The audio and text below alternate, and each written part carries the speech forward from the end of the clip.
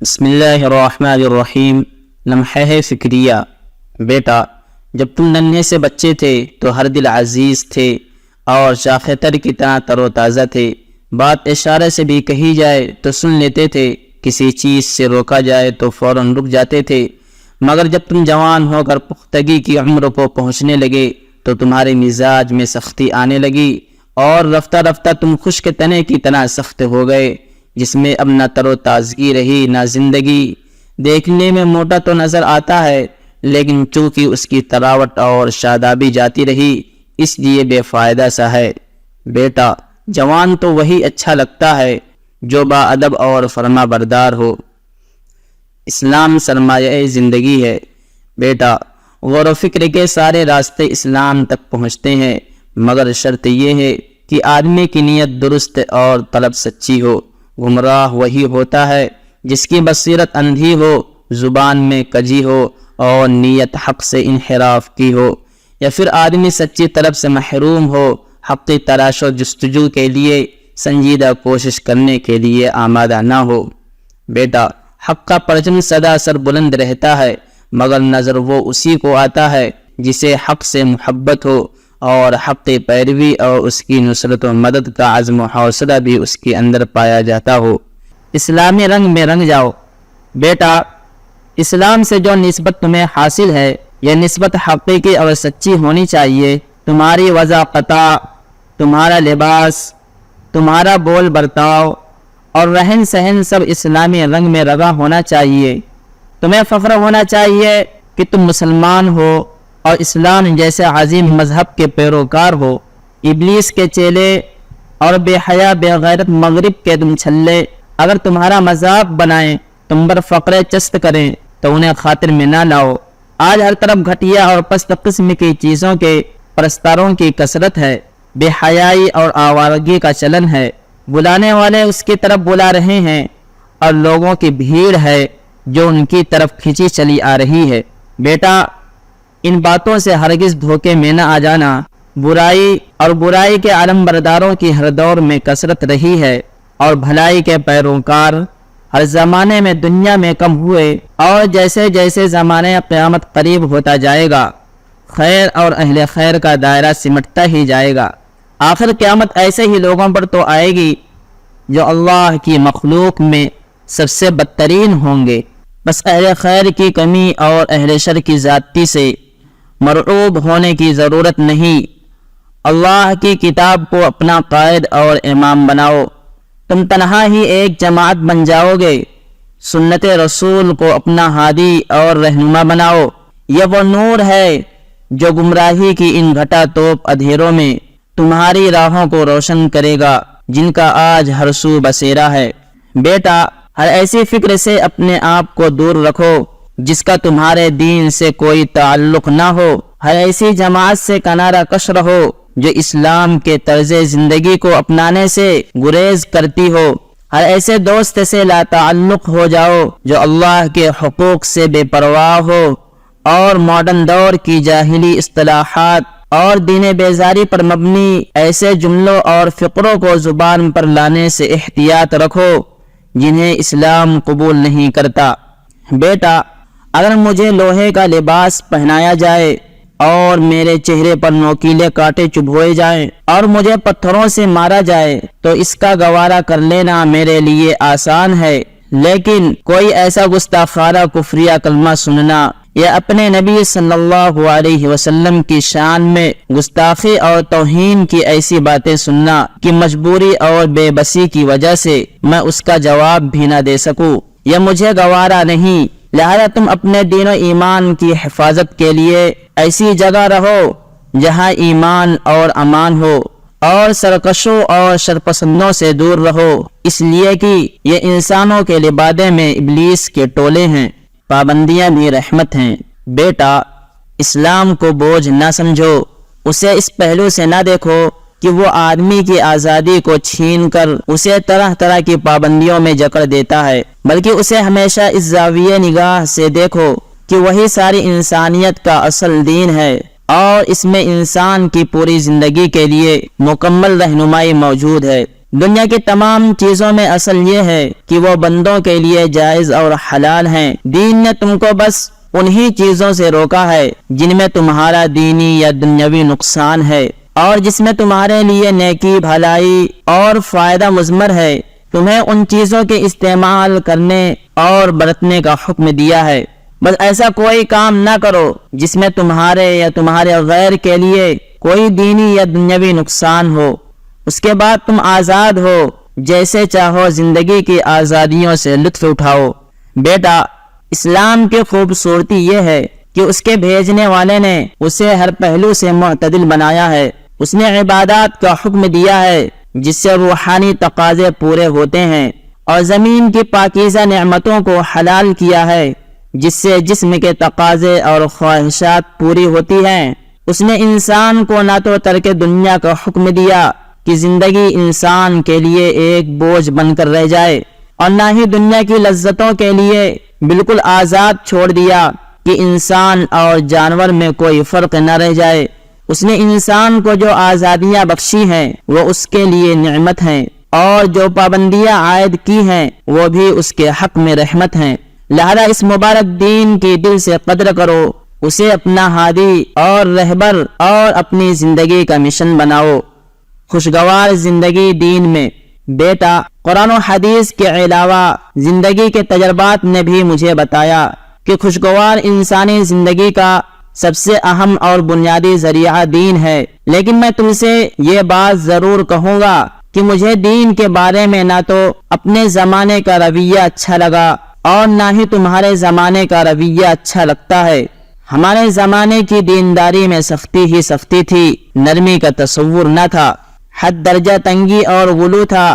لوگ دیندار تھے مگر اعتدال سے دور تھے۔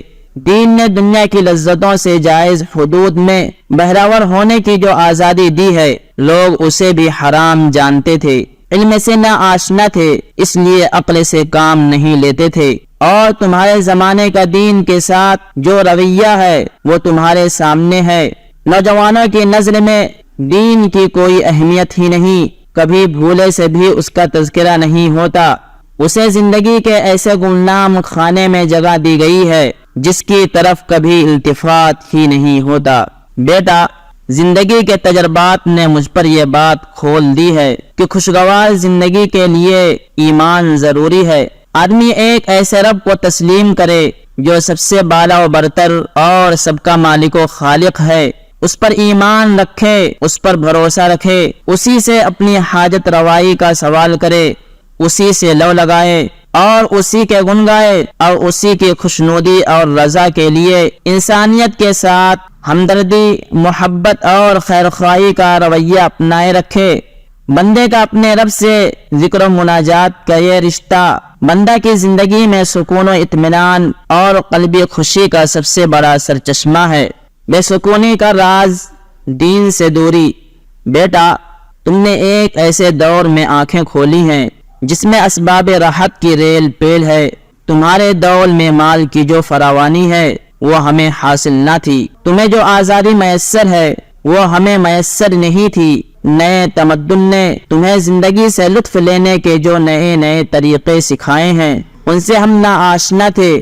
آج تمہاری زندگی میں جو بہاریں ہیں ہماری زندگی میں ان کا تصور بھی نہیں تھا۔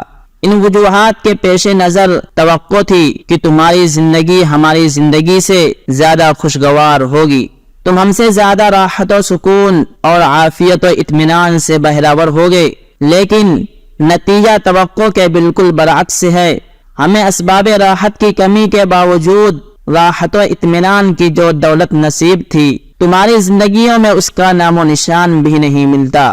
تمہاری نسل ایک عجیب تحیر اور بے اطمینانی اور کنفیوژن کا شکار ہے۔ کبھی تم نے سوچا کہ تمہاری نسل کی اس بے اطمینانی کا سبب کیا ہے؟ بیٹا، ہماری زندگی کے سکون اور تمہاری زندگی کی بے سکونی کا راز یہ ہے کہ ہماری زندگی خالق کائنات کے بتائے ہوئے کچھ ایسے عقائد اور اصولوں سے وابستہ تھی جن پر ہم مکمل ایمان رکھتے تھے اور بلا تردد ان اصولوں پر چلتے تھے۔ وہ عقائد اور اصول ہی ہماری نظروں میں حق اور سچ تھے۔ چنانچہ جو شخص ان اصولوں کی پیروی کرتا اسے دل سے اچھا سمجھتے تھے، اور ان سے ہٹ کر زندگی گزارنے والے ہماری نظروں میں حقیر اور قابل نفرت تھے۔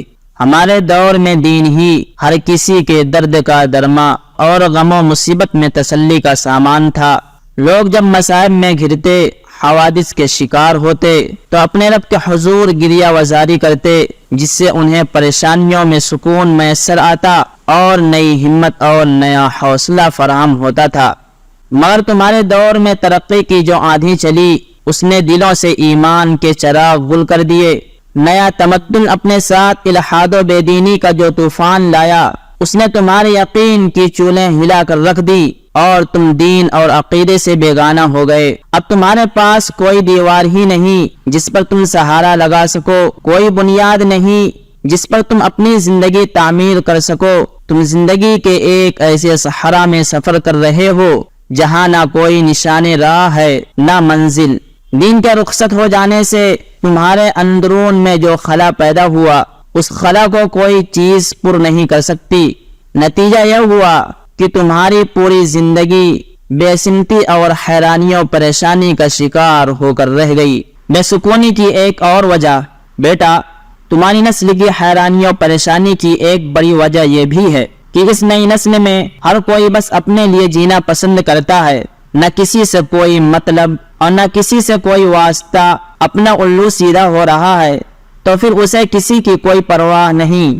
دنیا بھاڑ میں جاتی ہو تو جائے، جب تک تمہارے اپنے مفاد پر آنچ نہ آئے تم کسی چیز سے فکر مند نہیں ہوتے۔ تمہاری نسل میں خود غرضی کا یہ عام رجحان بھی دین ہی سے دوری کا ایک نتیجہ ہے۔ تم جب دین سے بیگانہ ہوئے تو پھر آخرت کا تمہاری زندگی میں کوئی خانہ ہی نہیں رہا۔ جب مرنے کے بعد جزا و سزا کا تصور ہی نہیں رہا تو پھر کوئی کسی کے ساتھ ہمدردی اور احسان کیوں کرے؟ کسی کے ساتھ دکھ درد میں کیوں کر شریک ہو؟ تم ہی بتاؤ بیٹا، تم ہی بتاؤ کہ جس سوسائٹی کے افراد میں ایک دوسرے کے لیے ہمدردی، خیر خواہی اور بقائے باہم کے جذبات ختم ہو چکے ہوں، اس سوسائٹی کے افراد کو راحت و سکون کہاں سے میسر آ سکتا ہے؟ ذرا سوچو کہ کوئی گھر اگر ایسا ہو جس میں ہر فرد بس اپنے لیے جیتا ہو، ہر کوئی لوٹ گھسوٹ اور زیادہ سے زیادہ ہڑپ کرنے کے چکر میں لگا رہتا ہو، تو کیا ایسا گھر جہنم نہیں بن جائے گا؟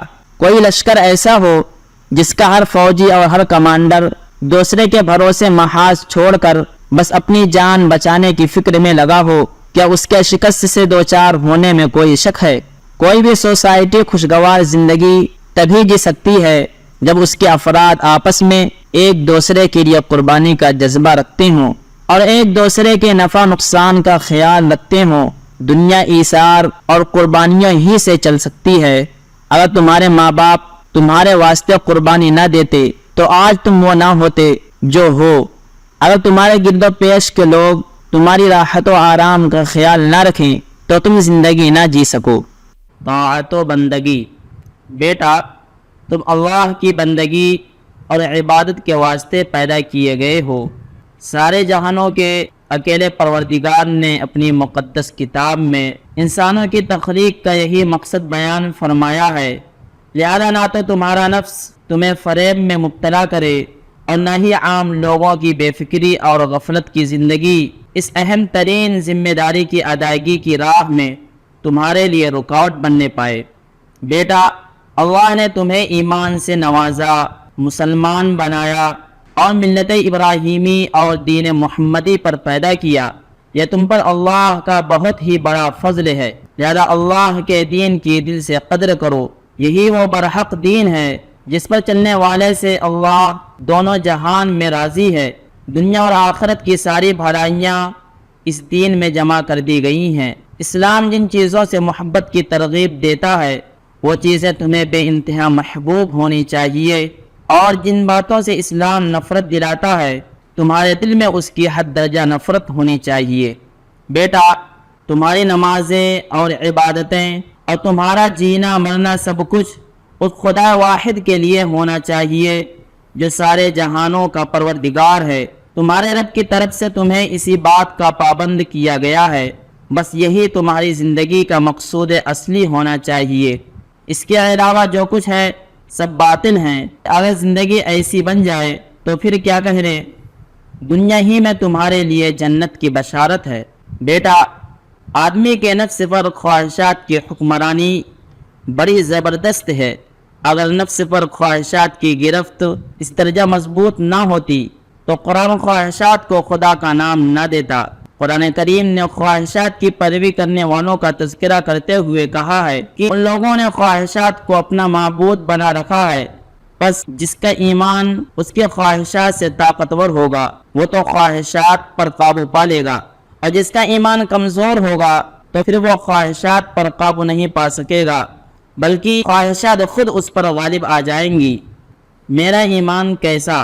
بیٹا، اگر تم یہ جاننا چاہو کہ تمہارا ایمان طاقتور ہے یا کمزور تو اس کو جاننے کا طریقہ یہ ہے کہ تم اپنے حالات پر نظر رکھو۔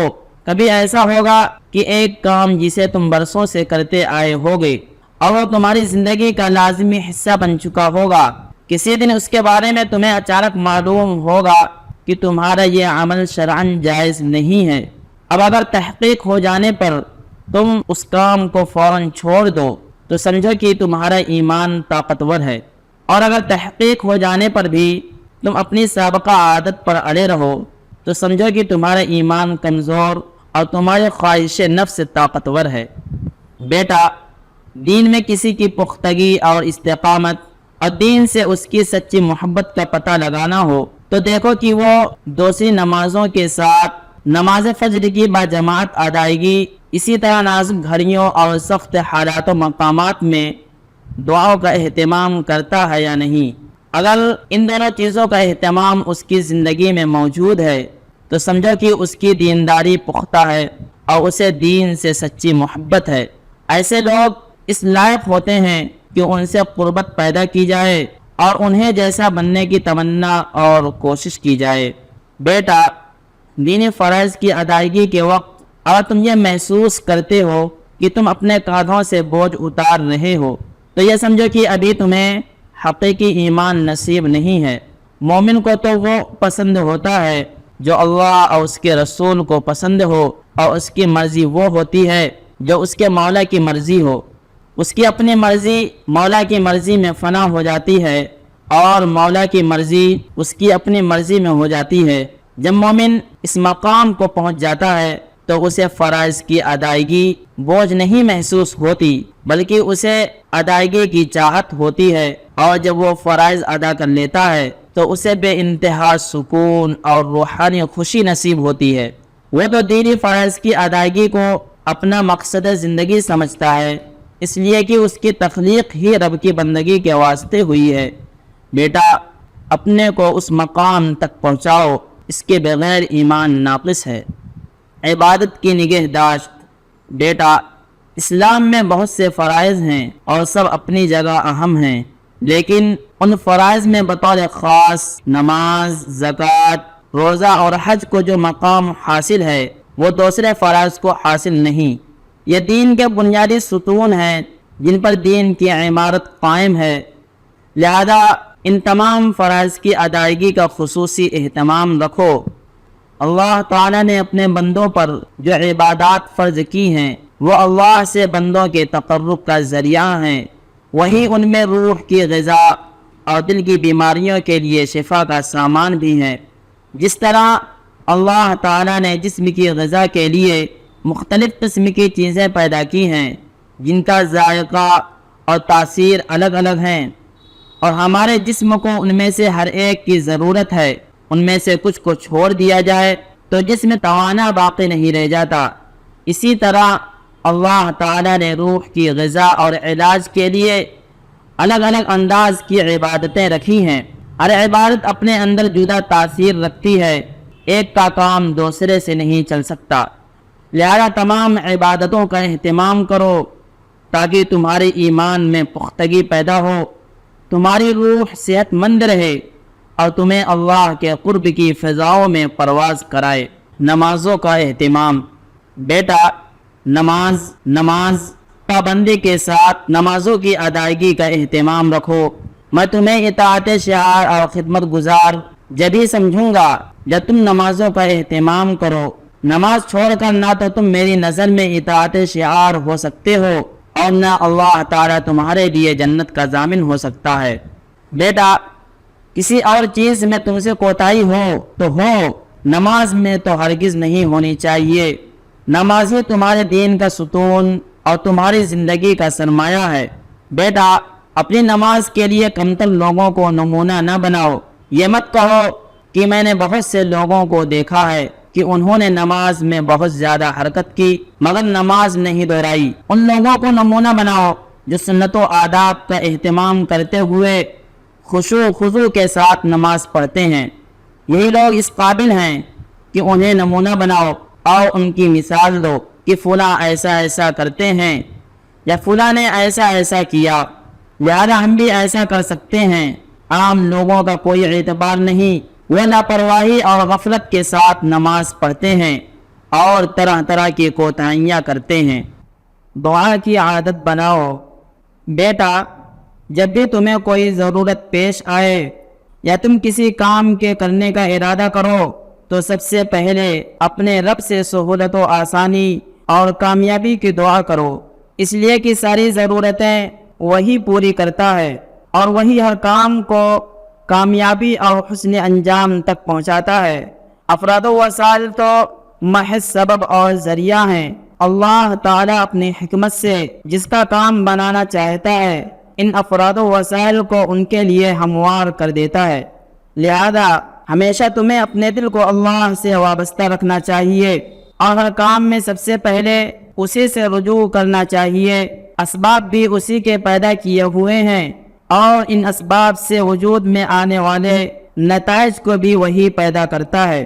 اللہ تعالیٰ سے سہولت و آسانی کا سوال کرنے کے بعد پھر اللہ نے ضرورت کو پوری کرنے کے جو اسباب بنائے ہیں ان اسباب کو اختیار کرو۔ ان میں کئی ایسے اوقات ہیں جن میں دعائیں خصوصیت سے قبول ہوتی ہیں۔ اذان و اقامت کے درمیان کا وقت دعا کی قبولیت کا ہے، اسی طرح سے فرض نمازوں کی ادائیگی کے بعد کا وقت بھی دعا کے قبول ہونے کا ہے۔ یہ اوقات ہر روز دن میں 5 بار آتے ہیں۔ جب بھی کوئی ضرورت پیش آئے تو ان اوقات کو غنیمت جان کر دعا میں مشغول ہو جاؤ، اور جب بھی دعا کرو تو عافیت کی دعا کرنا نہ بھولو۔ قرآن سے لو لگاؤ۔ بیٹا، اپنے رب کی کتاب سے والہانہ لگاؤ پیدا کرو اور اس کی اچھی طرح نگہداشت رکھو۔ یہ وہ نور ہے جو تمہیں آسمان سے جوڑ دے گا، یکتا و غالب پروردگار کی یاد آسان کر دے گا اور اللہ اور اہل اللہ سے تمہارے تعلق کو مضبوط کر دے گا۔ بیٹا، ہفتے میں ایک قرآن مکمل کرنے کی کوشش کرو۔ یہ مشکل لگے تو حسب سہولت 2 یا 3 ہفتے میں پورا کرو، ورنہ پھر 1 مہینے میں تو پورا ہو ہی جانا چاہیے۔ اگر 1 مہینے میں بھی قرآن پورا نہیں ہو پاتا تو تم یوں سمجھو کہ تم نے قرآن کو ترک کر دیا، اور اندیشہ ہے کہ اس ترک قرآن کی وجہ سے کل قیامت کے دن پیغمبر اللہ کے حضور صلی اللہ علیہ وسلم تمہاری شکایت نہ کرنے لگیں، حالانکہ اس دن تمہیں پیغمبر کی شفاعت کی سخت ضرورت ہوگی۔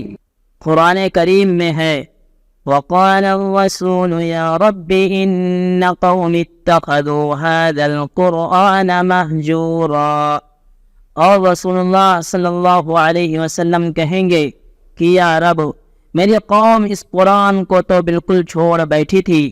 بیٹا، اللہ کی کتاب کو پابندی سے پڑھنے کا اہتمام کرو اور اپنے دل کو اس کے نور سے منور کرو، اس کے معانی پر غور کرو اور جس قدر ہو سکے حفظ کر لو۔ مکمل حفظ ہو جائے تو کیا کہنے، اس مقدس کتاب کے نور میں اللہ تعالی نے عجیب تاثیر رکھی ہے۔ یہ نور جب دل میں پیدا ہوتا ہے تو دنیا میں آدمی کے لیے حق و باطل کا فرق واضح ہونے لگتا ہے، اور آخرت میں یہ نور جہنم کی آگ سے پردہ بن جائے گا۔ اور یہی نہیں بلکہ آدمی اس نور کی برکت سے جنت کے اعلیٰ سے اعلیٰ مقامات پر ترقی کرتا چلا جائے گا۔ محبت رسول۔ بیٹا، رسول اللہ سے گہری محبت پیدا کرو۔ آپ سے سچی محبت کے بغیر ایمان نہیں۔ تمہارا دل محبت رسول سے جتنا آباد ہوگا، طاعت و بندگی کی راہ تمہارے لیے اتنی ہی آسان ہوتی چلی جائے گی۔ آدمی جس سے محبت کرتا ہے اس کی ہر ادا اسے محبوب ہوتی ہے، اور ان اداؤں کے اپنانے میں ایک خاص لطف ہوتا ہے۔ یہ آدمی کی فطرت ہے۔ چنانچہ آدمی کو جب رسول سے محبت ہوگی تو آپ کے مبارک اسوہ زندگی اور آپ کی پیاری سنتوں سے بھی محبت ہوگی، اور پھر آپ کی اتباع اس کے لیے نہایت آسان ہو جائے گی۔ اور اگر دل رسول اللہ کی سچی محبت کے جذبے سے محروم ہے تو پھر طاعت کی راہ آدمی کے لیے بڑی مشقت طلب اور دشوار گزار ہے۔ بس رسول اللہ سے سچی محبت، والہانہ لگاؤ اور سچی وابستگی پیدا کرو تاکہ آپ کی اتباع اور پیروی کی سعادت سے بہرہور ہو سکو۔ بیٹا، اللہ کے رسول کا مقام و مرتبہ پہچانو۔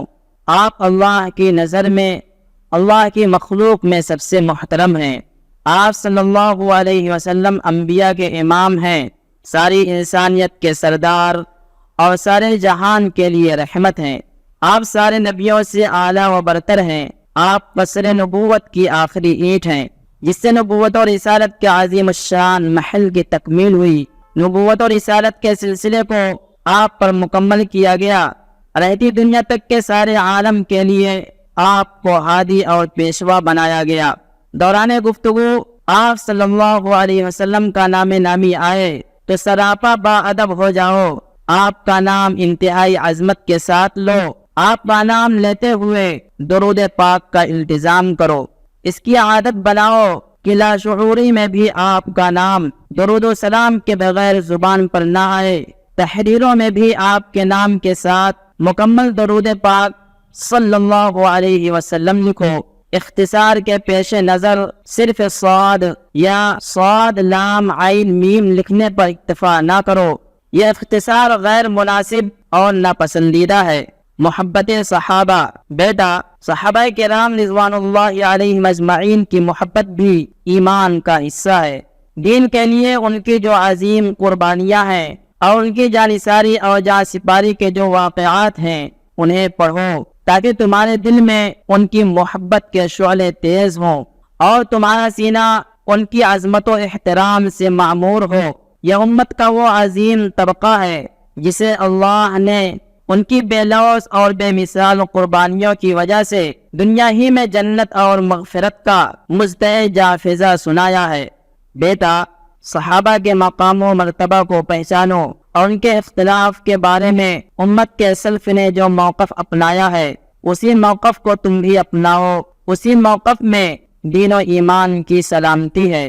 ان کے اختلاف کے بارے میں نہ زیادہ گفتگو کرو اور نہ ہی زیادہ اس پر غور و فکر کرو، اس لیے کہ تم اس کے اہل نہیں، مبادا شیعیت یا خارجیت کے مرض میں مبتلا ہو جاؤ۔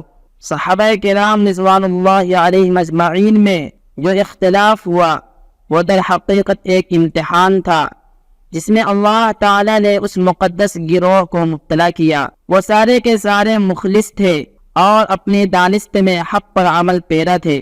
ان کے ہر گروہ میں خیر ہے۔ ان کا جو گروہ حق کو پانے میں کامیاب رہا وہ دوہرے اجر کا مستحق ہے، اور جس سے چوک ہوئی وہ بھی اجر سے محروم نہیں ہیں۔ بس صحابہ کی شان میں ہر طرح کی بے ادبی اور طعن و تشنیع سے بے انتہا دور رہو، اور اپنے سینے کو ان کے بارے میں ہر طرح کی قدورت سے پاک رکھو۔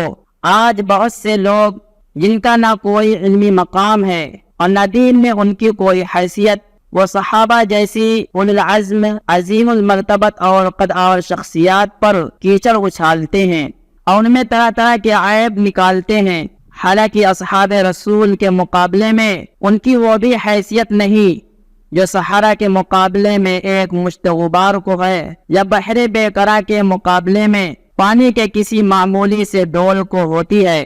ان کی مثال اس احمق میڈھے کی سی ہے جو چٹان کو توڑنے کے لیے اس پر اپنی سینگ مارتا ہے۔ چٹان تو ٹوٹنے سے رہی، ہاں میڈھا اپنی حماقت سے اپنا سر ضرور پھوڑ لیتا ہے۔ صحابہ کی زندگی نمونہ ہے۔ بیٹا، دین و شریعت، ایمان و عقیدہ اور اعمال و اخلاق میں صحابہ جس طریق پر گامزن رہے بس وہی طریقہ راہ نجات ہے۔ ان کی راہ سے ہٹ کر بحث و تحقیق کے نام پر مختلف زمانوں میں جن نئے نئے عقائد و خیالات کی اشاعت ہوتی رہی یا آج ہو رہی ہے، یہ سب گمراہی کی باتیں ہیں جو دین کو تباہ کر دینے والی ہیں۔ بیٹا، رسول کی اتباع کے ساتھ تم مومنین کی راہ کی بھی پیروی کے پابند ہو۔ اللہ تعالیٰ نے فرمایا ہے، من یشاقق الرسول من بعد ما تبین له الهدى ويتبع غير سبيل المؤمنين نوله ما تولى ونصله جهنم وساءت مصيرا۔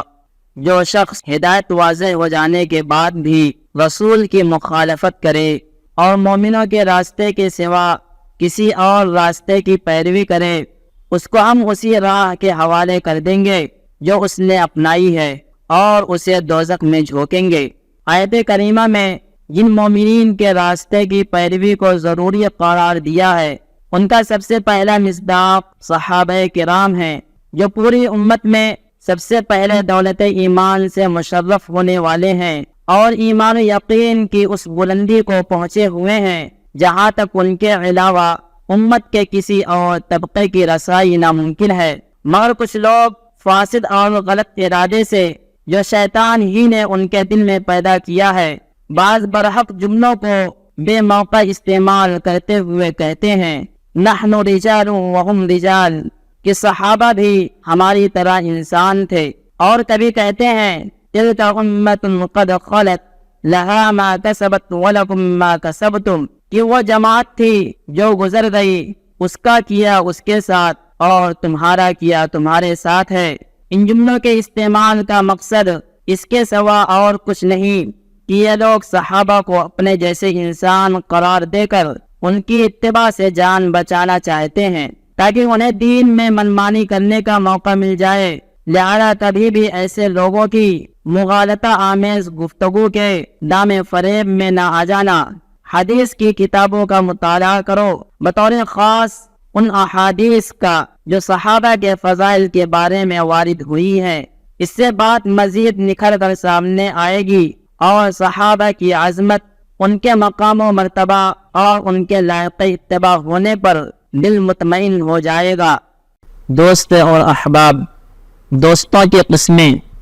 بیٹا، دوستوں میں کچھ ایسے ہوتے ہیں جن سے تم کو طاقت ملتی ہے، ان کی مثال ایسی ہے جیسے غذا، اور کچھ ایسے ہوتے ہیں جن کے پاس بیٹھنے سے دل بہلتا ہے، ان کی مثال ایسی ہے جیسے پھل فروٹ جسے کھانے کے بعد بطور ذائقہ لیا جاتا ہے، اور کچھ ایسے ہوتے ہیں جو تمہارے لیے بھائی کے مانند ہوتے ہیں، تم ان کے بغیر زندگی جی نہیں سکتے، ان کی مثال ایسی ہے جیسے پانی اور ہوا۔ بیٹا، مخلص اور باوفا احباب تمہاری زندگی کا ایک اہم حصہ ہیں، ان کے سلسلے میں تمہیں کبھی کوتاہی نہیں برتنی چاہیے، خلوص اور حسن اخلاق کا مظاہرہ۔ بیٹا، تمہارا خلوص اور تمہاری سچائی اور راست گوئی حلقہ احباب میں معروف ہونی چاہیے، اس سے ان کا اعتماد مزید بڑھے گا اور وہ اپنی پریشانیوں کے حل اور اپنے آپسی معاملات کے تصفیے کے لیے تم سے رجوع کریں گے، اس سے تمہارا مقام و مرتبہ بڑھے گا اور تم ہی میرے انجمن اور میرے کارواں بن جاؤ گے۔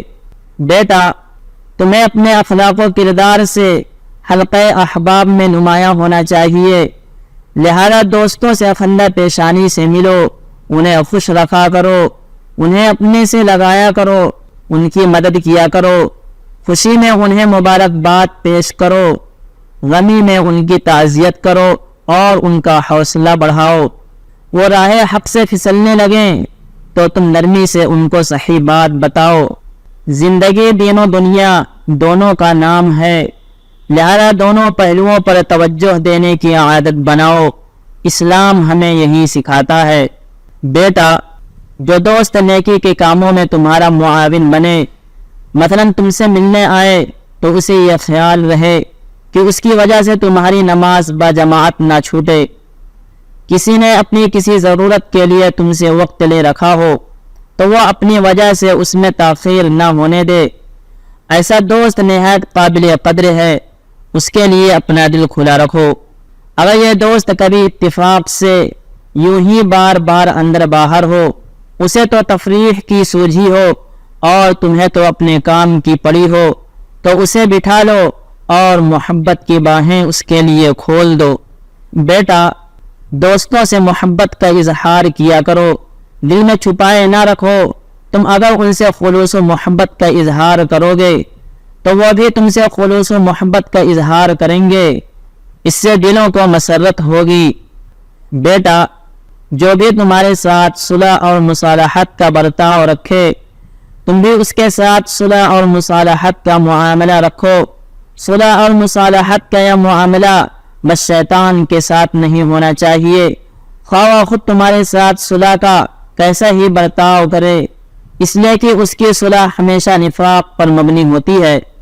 اس کی ہمدردی میں دھوکہ چھپا ہوتا ہے، اس کی نرمی کے پس پردہ خباثت ہوتی ہے، اس کی محبت فتنے کا اندھا گڈھا ہوتی ہے، اس کے قرب میں غداری پوشیدہ ہوتی ہے، اور اس کی تقویٰ کا مقصد خواہ وہ کیسے ہی حسین عنوان سے کیوں نہ ہو، لڑائی اور فتنہ انگیزی ہوتا ہے۔ بیٹا، اگر تمہارا کوئی ساتھی تم سے کسی مسئلے میں بات کرے تو اس کی باتوں کو ہلکے میں نہ لو، ہو سکتا ہے کہ اس کی بات معقول اور بجا ہو۔ اسی طرح پوری بات سنے بغیر تردید کرنے میں جلدی نہ کرو، ہو سکتا ہے کہ وہ کوئی ایسی بات کہنے جا رہا ہو جس سے تم ابھی تک ناواقف ہو۔ دل آزاری اور انتقام سے بچو۔ بیٹا، احباب کے ساتھ ہمدردی اور مہربانی کا رویہ رکھو، نرمی اور رواداری کا برتاؤ کرو، ان میں سے کسی کے دل کو ٹھیس نہ پہنچاؤ، کسی کے احساس کو زخمی نہ کرو۔ اگر ان میں سے کسی میں کوئی بے ڈھنگا پن ہے تو ایسوں کو تماچا مارنے والوں کی کمی نہیں ہے۔ تم تو کم از کم اس کے ساتھ ایسا معاملہ نہ کرو۔ بدن زخمی ہو جائے تو اس کا ایک نقصان ہے، لیکن اگر دل یا احساس زخمی ہو تو دوہرا نقصان ہوتا ہے، اس لیے کہ ایسے زخم سے دل کے ساتھ جسم بھی متاثر ہوتا ہے۔ بیٹا، اپنے کسی یار کو اس کے کسی نامناسب حرکت پر کبھی اگر روک ٹوک کرو تو لب و لہجے کو نرم اور شائستہ رکھو اور بس اس سے آگے ہرگز نہ بڑھو۔ بیٹا، اپنے کسی دوست کے لیے دل میں نفرت اور انتقام کے جذبات ہرگز نہ رکھو۔ وہ جیسا بھی ہو مسلمان ہے اور مسلمان ہونے کے ناطے تمہاری ہمدردی کا مستحق اور تمہارے لیے قابل احترام ہے۔ اس کی غلطیوں کے بارے میں یہ سمجھ لیا کرو کہ وہ دین سے ناواقفیت یا انجام سے بے خبری کا نتیجہ ہیں۔ پاک باطن، کشادہ دل، بردبار اور باوقار بنو۔ احباب کی ناسمجھی کی باتوں پر صبر کرو، ان کی لغزشوں سے درگزر کرو۔ قصوروں کو معاف کر دینا اور لغزشوں سے درگزر کر جانا بڑی پیاری ادا ہے۔ یہ پاکیزہ اخلاق دوستوں میں جس قدر عام ہوں گے اتنا ہی ان کے اندر خلوص اور محبت بھی عام ہوگی۔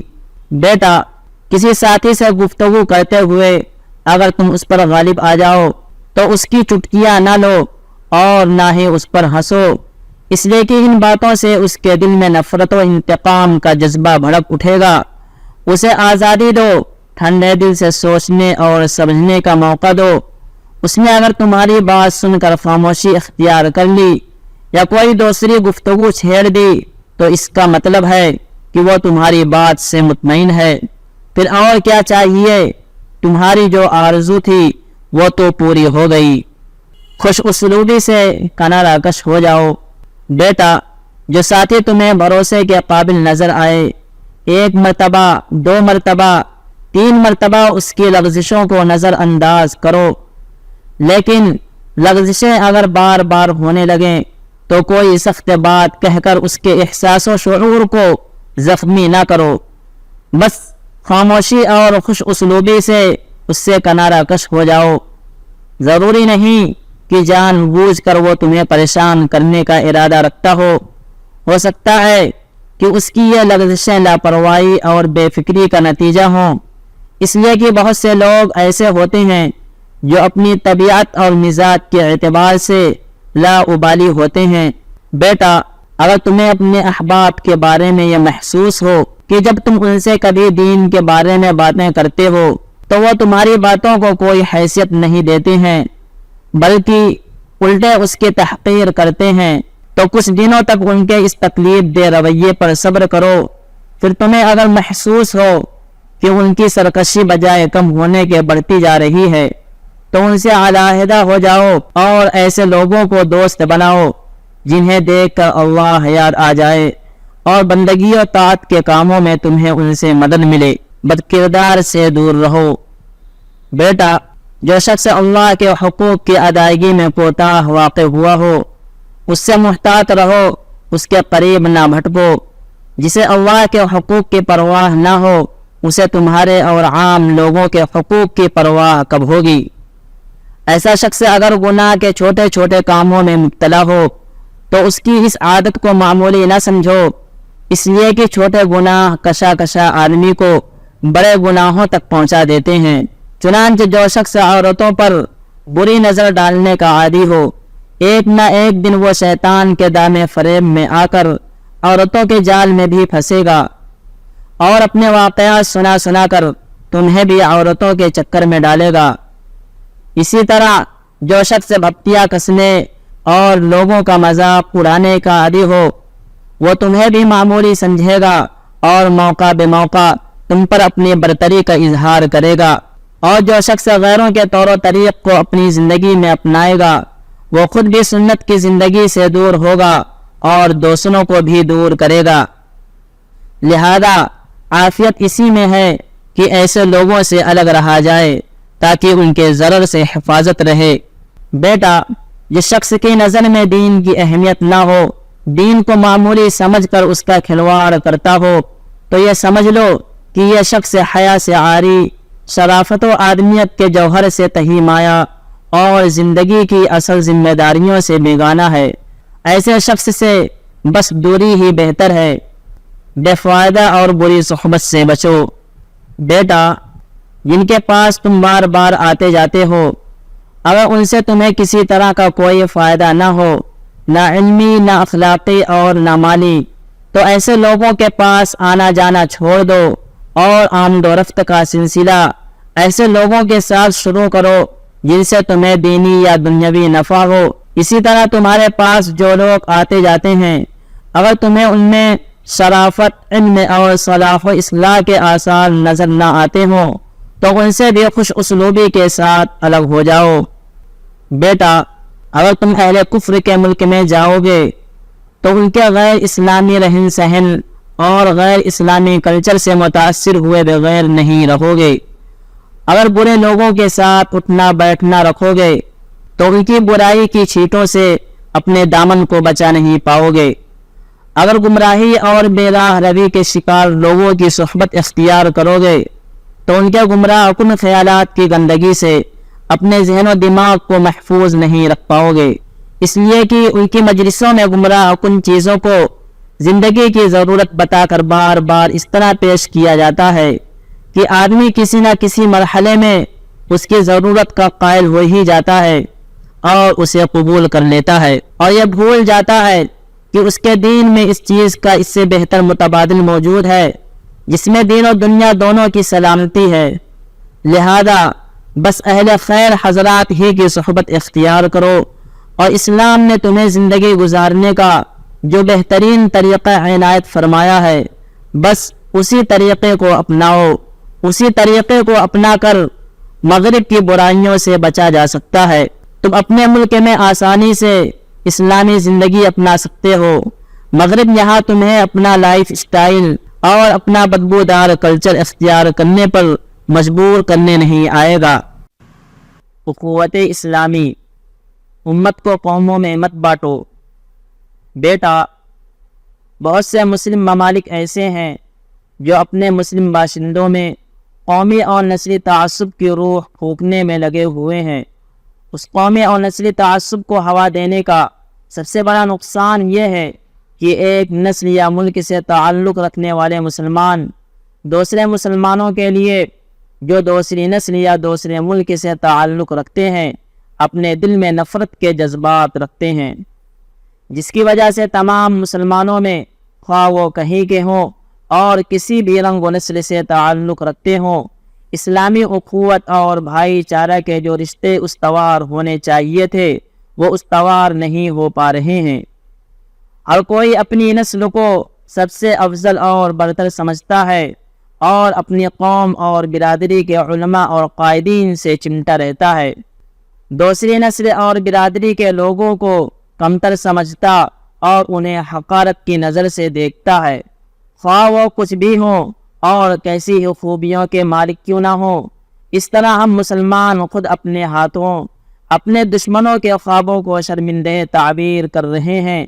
ہمارے دشمن تو چاہتے ہیں کہ ہم مسلمان ٹکڑیوں میں بٹے رہیں اور باہم دست و گریباں رہیں، لہذا قومیت، وطنیت، برادری واد اور نسلی تعصب کے جو نعرے لگائے جا رہے ہیں اور ان چیزوں کو جو بہت اہم بنا کر پیش کیا جا رہا ہے، کبھی بھی اس سے فریب مت کھانا اور گمراہ کن میڈیا کے اس طرح کے نعروں سے ہمیشہ ہوشیار رہنا۔ اور بہت سے تمہارے مسلمان بھائی جس طرح نسل پرست ہو گئے، تم ان کی راہ پر چل کر نسل پرست نہ ہو جانا۔ اسلام عالمی دین ہے، اس کے ماننے والے کہیں کے ہوں، کسی بھی رنگ و نسل سے ان کا تعلق ہو، دینی رشتے سے سب آپس میں بھائی بھائی ہیں۔ تم بھی عالمی بنو اور اسلام نے جو تمہیں عالمیت عطا کی ہے اس کو چھوڑ کر نسل اور قوم کی تنگ نایوں میں اپنے کو محدود نہ کرو، مسلمانوں کے حالات سے باخبر رہو۔ بیٹا، اگر آج ایک ملک سے دوسرے ملک اور بطور خاص ایک مسلم ملک سے دوسرے مسلم ملک کے سفر میں طرح طرح کی رکاوٹیں اور دشواریاں کھڑی کر دی گئی ہیں، جس کی وجہ سے تم دوسرے ممالک میں رہنے والے اپنے دینی بھائیوں سے مل نہیں سکتے، انہیں دیکھ نہیں سکتے، براہ راست ان کے حالات سے واقفیت حاصل نہیں کر سکتے، تو کم از کم اتنا تو ہونا ہی چاہیے کہ اخبارات و رسائل کے ذریعے ہی ان کے حالات سے واقفیت حاصل کرو، یا ایسے اسلامی مراکز سے رابطہ رکھو جہاں سے تمہیں اس طرح کی معلومات فراہم ہو سکیں۔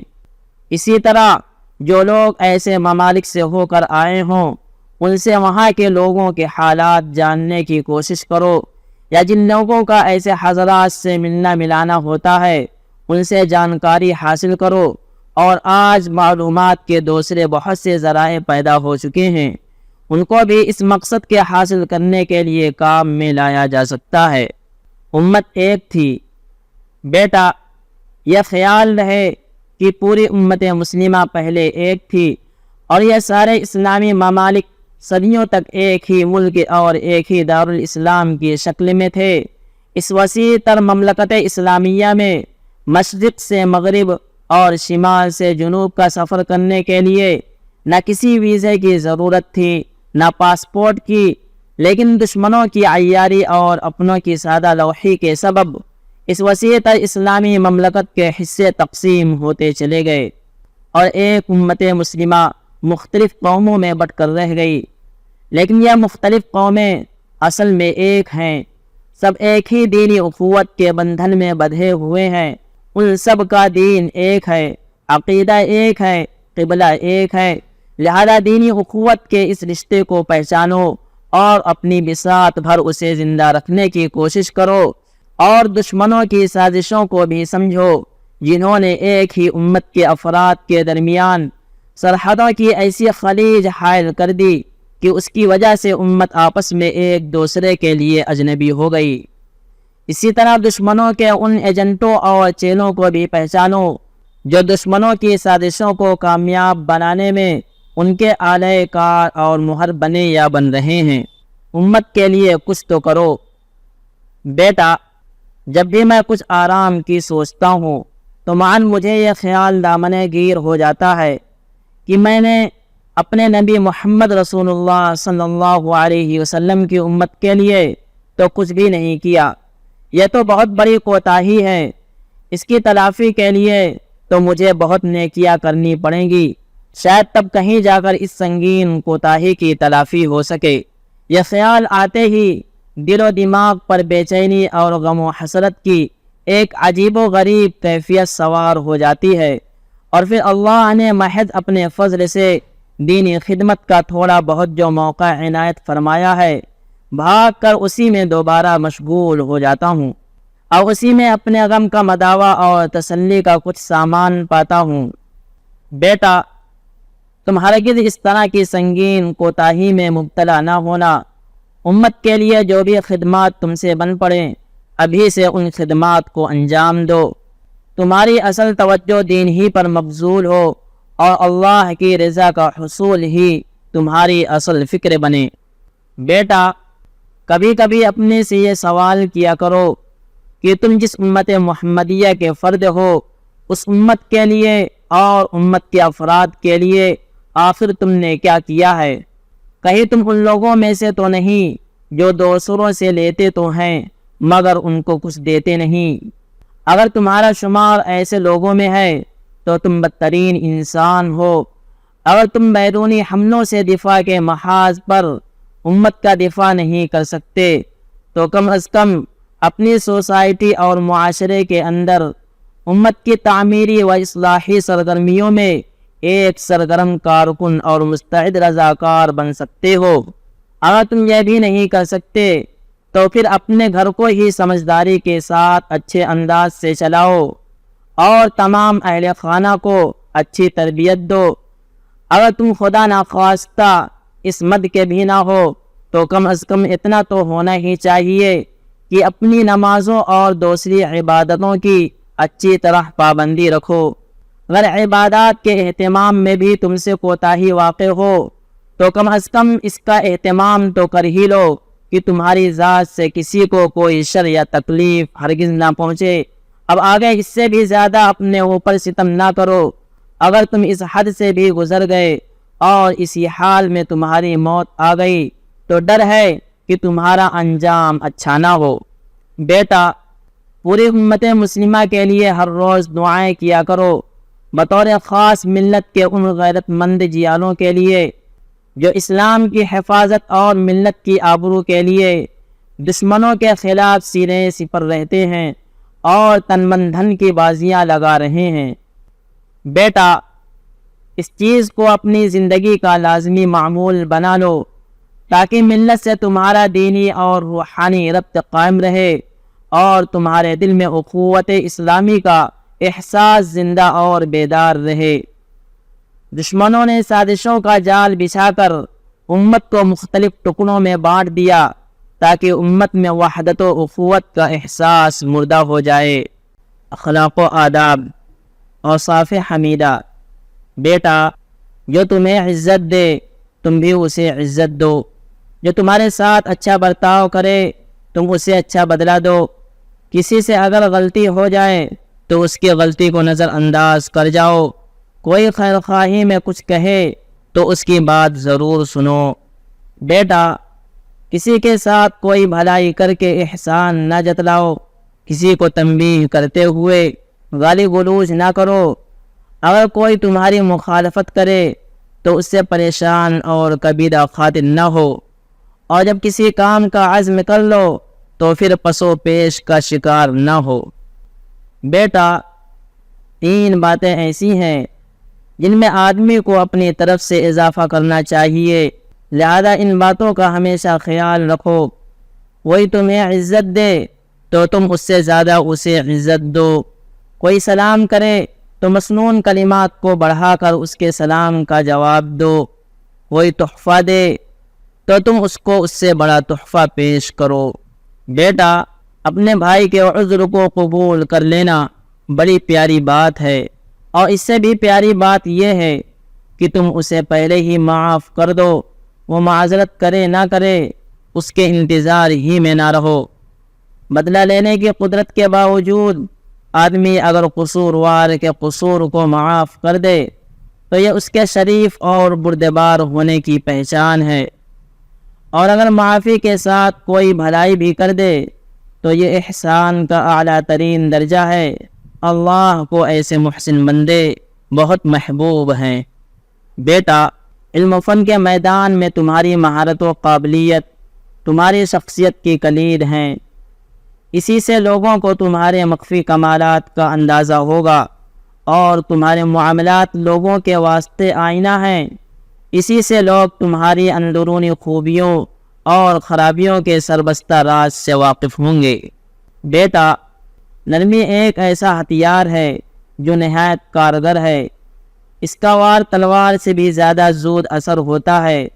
اس ہتھیار کو استعمال کرنا سیکھو، اس کے استعمال سے زندگی خوشگوار بنتی ہے۔ بیٹا، خوددار بنو، باپ دادا اور خاندان پر فخر کرنے کے بجائے خود اپنے کو باکمال اور قابل فخر بناؤ۔ کسی کا احسان لینے سے پرہیز کرو، اس لیے کہ احسان کے بوجھ سے بھاری کوئی بوجھ نہیں، اور کبھی کسی سے سوال مت کرو، اس لیے کہ سوال سے زیادہ ذلت و رسوائی والا کوئی کام نہیں۔ بیٹا، سخاوت و فیاضی، مظلوم کی داد رسی، ضرورت مندوں اور محتاجوں کی حاجت روائی اچھے اور شریف لوگوں کی پہچان ہے۔ ان خوبیوں سے اپنے آپ کو آراستہ کرو، البتہ ظالم کے ساتھ یہ شریفانہ برتاؤ پسندیدہ نہیں۔ وہ اس کا مستحق نہیں کہ اس کے ساتھ نصرت و مدد یا ہمدردی کا معاملہ کیا جائے۔ بیٹا، سخاوت و فیاضی ایسا بہترین وصف ہے جو انسان کی بہت ساری برائیوں پر پردہ ڈال دیتا ہے۔ اسی طرح بے حیائی ایسی بری خصلت ہے جو آدمی کی بہت سی خوبیوں کو چھپا دیتی ہے۔ لہذا تم ایک سخی اور باحیا انسان بنو تاکہ تمہاری خوبیاں اجاگر ہوں اور خامیوں پر پردہ پڑا رہے۔ بیٹا، اگر تمہارے سامنے کوئی اپنی ضرورت پیش کرے تو تمہیں خوش ہونا چاہیے، تنگ دلی کا اظہار نہیں کرنا چاہیے، اور اللہ کا شکر بجا لانا چاہیے کہ اس نے تمہیں اس لائق بنایا کہ لوگ تم سے حاجت روائی کی امید رکھتے ہیں۔ یہ موقع ہے کہ تم اپنی شرافت و سخاوت اور وسعت ظرفی کا ثبوت پیش کرو۔ بیٹا، کوئی اگر تمہارے ساتھ بھلائی کرے تو سب سے پہلے تو اس کا شکریہ ادا کرو، اور پھر اس کے ساتھ تم بھی کم از کم اسی جیسی بھلائی کرو، اور اگر بدلے میں تم اس سے زیادہ بھلائی کر سکتے ہو تو تمہیں زیادہ کرنا چاہیے، اس لیے کہ جس کے پاس وسعت اور مالی فراوانی ہو، بھلائی کرنے میں اس کا انداز اس شخص سے مختلف ہونا چاہیے جو بیچارہ تنگ دست، پریشان حال اور خود ضرورت مند ہو۔ بیٹا، بندوں کے احسانات پر ان کا شکر گزار ہونا بڑی خوبصورت ادا ہے۔ اس سے پتہ چلتا ہے کہ آدمی باادب، سلیقہ مند اور تربیت یافتہ ہے، لہذا اپنی ملاقاتوں میں اس کا خاص خیال رکھو۔ بیٹا، اپنے فکر و مزاج میں اعتدال اور استقامت پیدا کرو، مہذب اور سمجھدار بنو، انوکھی عادت و اطوار، برے اخلاق اور نامانوس افکار و خیالات سے ہمیشہ دور رہو۔ بیٹا، تم اپنے کو سنجیدہ اور خوش مزاج بناؤ، تند خوئی اور بد مزاجی سے بچو، نہ تو بڑکپن کا اظہار کرو کہ لوگ تمہیں قبول ہی نہ کر سکیں، اور نہ ایسی عاجزی کا اظہار کرو کہ تمہاری تحقیر پر اتر آئیں۔ ملاقات کے وقت چہرے پر بشاشت رکھو، گفتگو کرو تو سنجیدگی اور متانت کا اظہار کرو، بولو تو بھلی بات کہو، فضول اور بے فائدہ بولنے سے زبان کو خاموش رکھو۔ تحمل و بردباری۔ بیٹا، بردباری اور متانت و سنجیدگی بہترین صفات ہیں۔ ان کی قدر و قیمت کا اندازہ لگانے کے لیے بس یہی بات کافی ہے کہ یہ صفات اللہ رب العزت کو بے انتہا محبوب ہیں، لہذا ان پاکیزہ صفات سے اپنے باطن کو آراستہ کرو۔ بیٹا، سب سے مشکل اور نازک گھڑی تمہارے لیے وہ ہے جس میں تمہارا دماغ غصے سے بے قابو ہو رہا ہو، اس لیے کہ ایسے میں آدمی کو یہ ہوش نہیں رہتا کہ وہ کیا بک رہا ہے۔ بیٹا، غور کرو کہ غصہ آنے پر تم اپنے غصے کو ٹھنڈا کیسے کر سکتے ہو۔ میرے عزیز، غصہ آدمی کی بہت بڑی کمزوری ہے۔ غصہ آنے کے بعد آدمی اپنے کو ظلم سے کم ہی روک پاتا ہے، لہذا جن باتوں سے تمہیں غصہ آتا ہو ان سے بہت دور رہو۔ پھر بھی غصہ اگر آ ہی جائے تو اپنے کو قابو میں رکھو اور ان احمقانہ حرکتوں سے بچو جو غصے کے نتیجے میں آدمی سے ظاہر ہوتی ہیں۔ یہ حرکتیں غصہ کرنے والے کے لیے نہایت نقصان دہ ہیں۔ غصہ آنے پر فوراً خاموش ہو جاؤ یا اپنی حیت بدل دو۔ مثلاً کھڑے ہو تو بیٹھ جاؤ، بیٹھے ہو تو لیٹ جاؤ۔ اگر اس کا موقع نہ ہو تو نشست کا انداز ہی بدل دو۔ غصہ پی جانے پر اللہ تعالیٰ نے جو عظیم اجر و ثواب رکھا ہے اسے سوچو۔ جس پر تمہارا غصہ اتر سکتا ہو اس سے دور ہو جاؤ۔ جو تم سے کمزور ہو ہرگز اس سے کبھی اپنی بھڑاس نہ نکالو اور نہ کبھی ایسے شخص پر غصہ اتارو جس کا تمہارے غصے سے کوئی دور کا بھی واسطہ نہ ہو۔ بہت سے لوگ غصہ کسی دوسرے پر ہوتے ہیں اور پھر اس غصے کو اپنی بیوی، بچوں، شاگردوں اور ملازموں پر اتارتے ہیں۔ ایسے بے قصوروں پر غصہ اتارنا بیمار اور پست ذہنیت کی علامت ہے۔ بیٹا، کسی کو غصے میں دیکھو تو اسے ٹھنڈا کرنے کی کوشش کرو، اور اگر تم یہ نہیں کر سکتے تو پھر اسے چھوڑ کر ہٹ جاؤ، اس لیے کہ غصہ بھی ایک طرح کا جنون ہے اور جنونی شخص کے پاس ٹھہرنا مناسب نہیں۔ وعدہ خلافی سے بچو۔ بیٹا، وعدے کم سے کم کرو، جب تک اس سے بچنا ممکن ہو بچو۔ زیادہ وعدہ کرنے والا وعدہ خلافی کا مرتکب ہو ہی جاتا ہے۔ جو چیز اپنے بس میں نہ ہو اس کا کبھی ذمہ نہ لو۔ اگر ایسی چیزوں کا ذمہ لے لوگے تو پھر اس کو پورا نہیں کر سکو گے۔ نتیجہ یہ ہوگا کہ لوگوں کی نظر میں بے اعتبار ٹھہرو گے اور رسوائی الگ ہوگی۔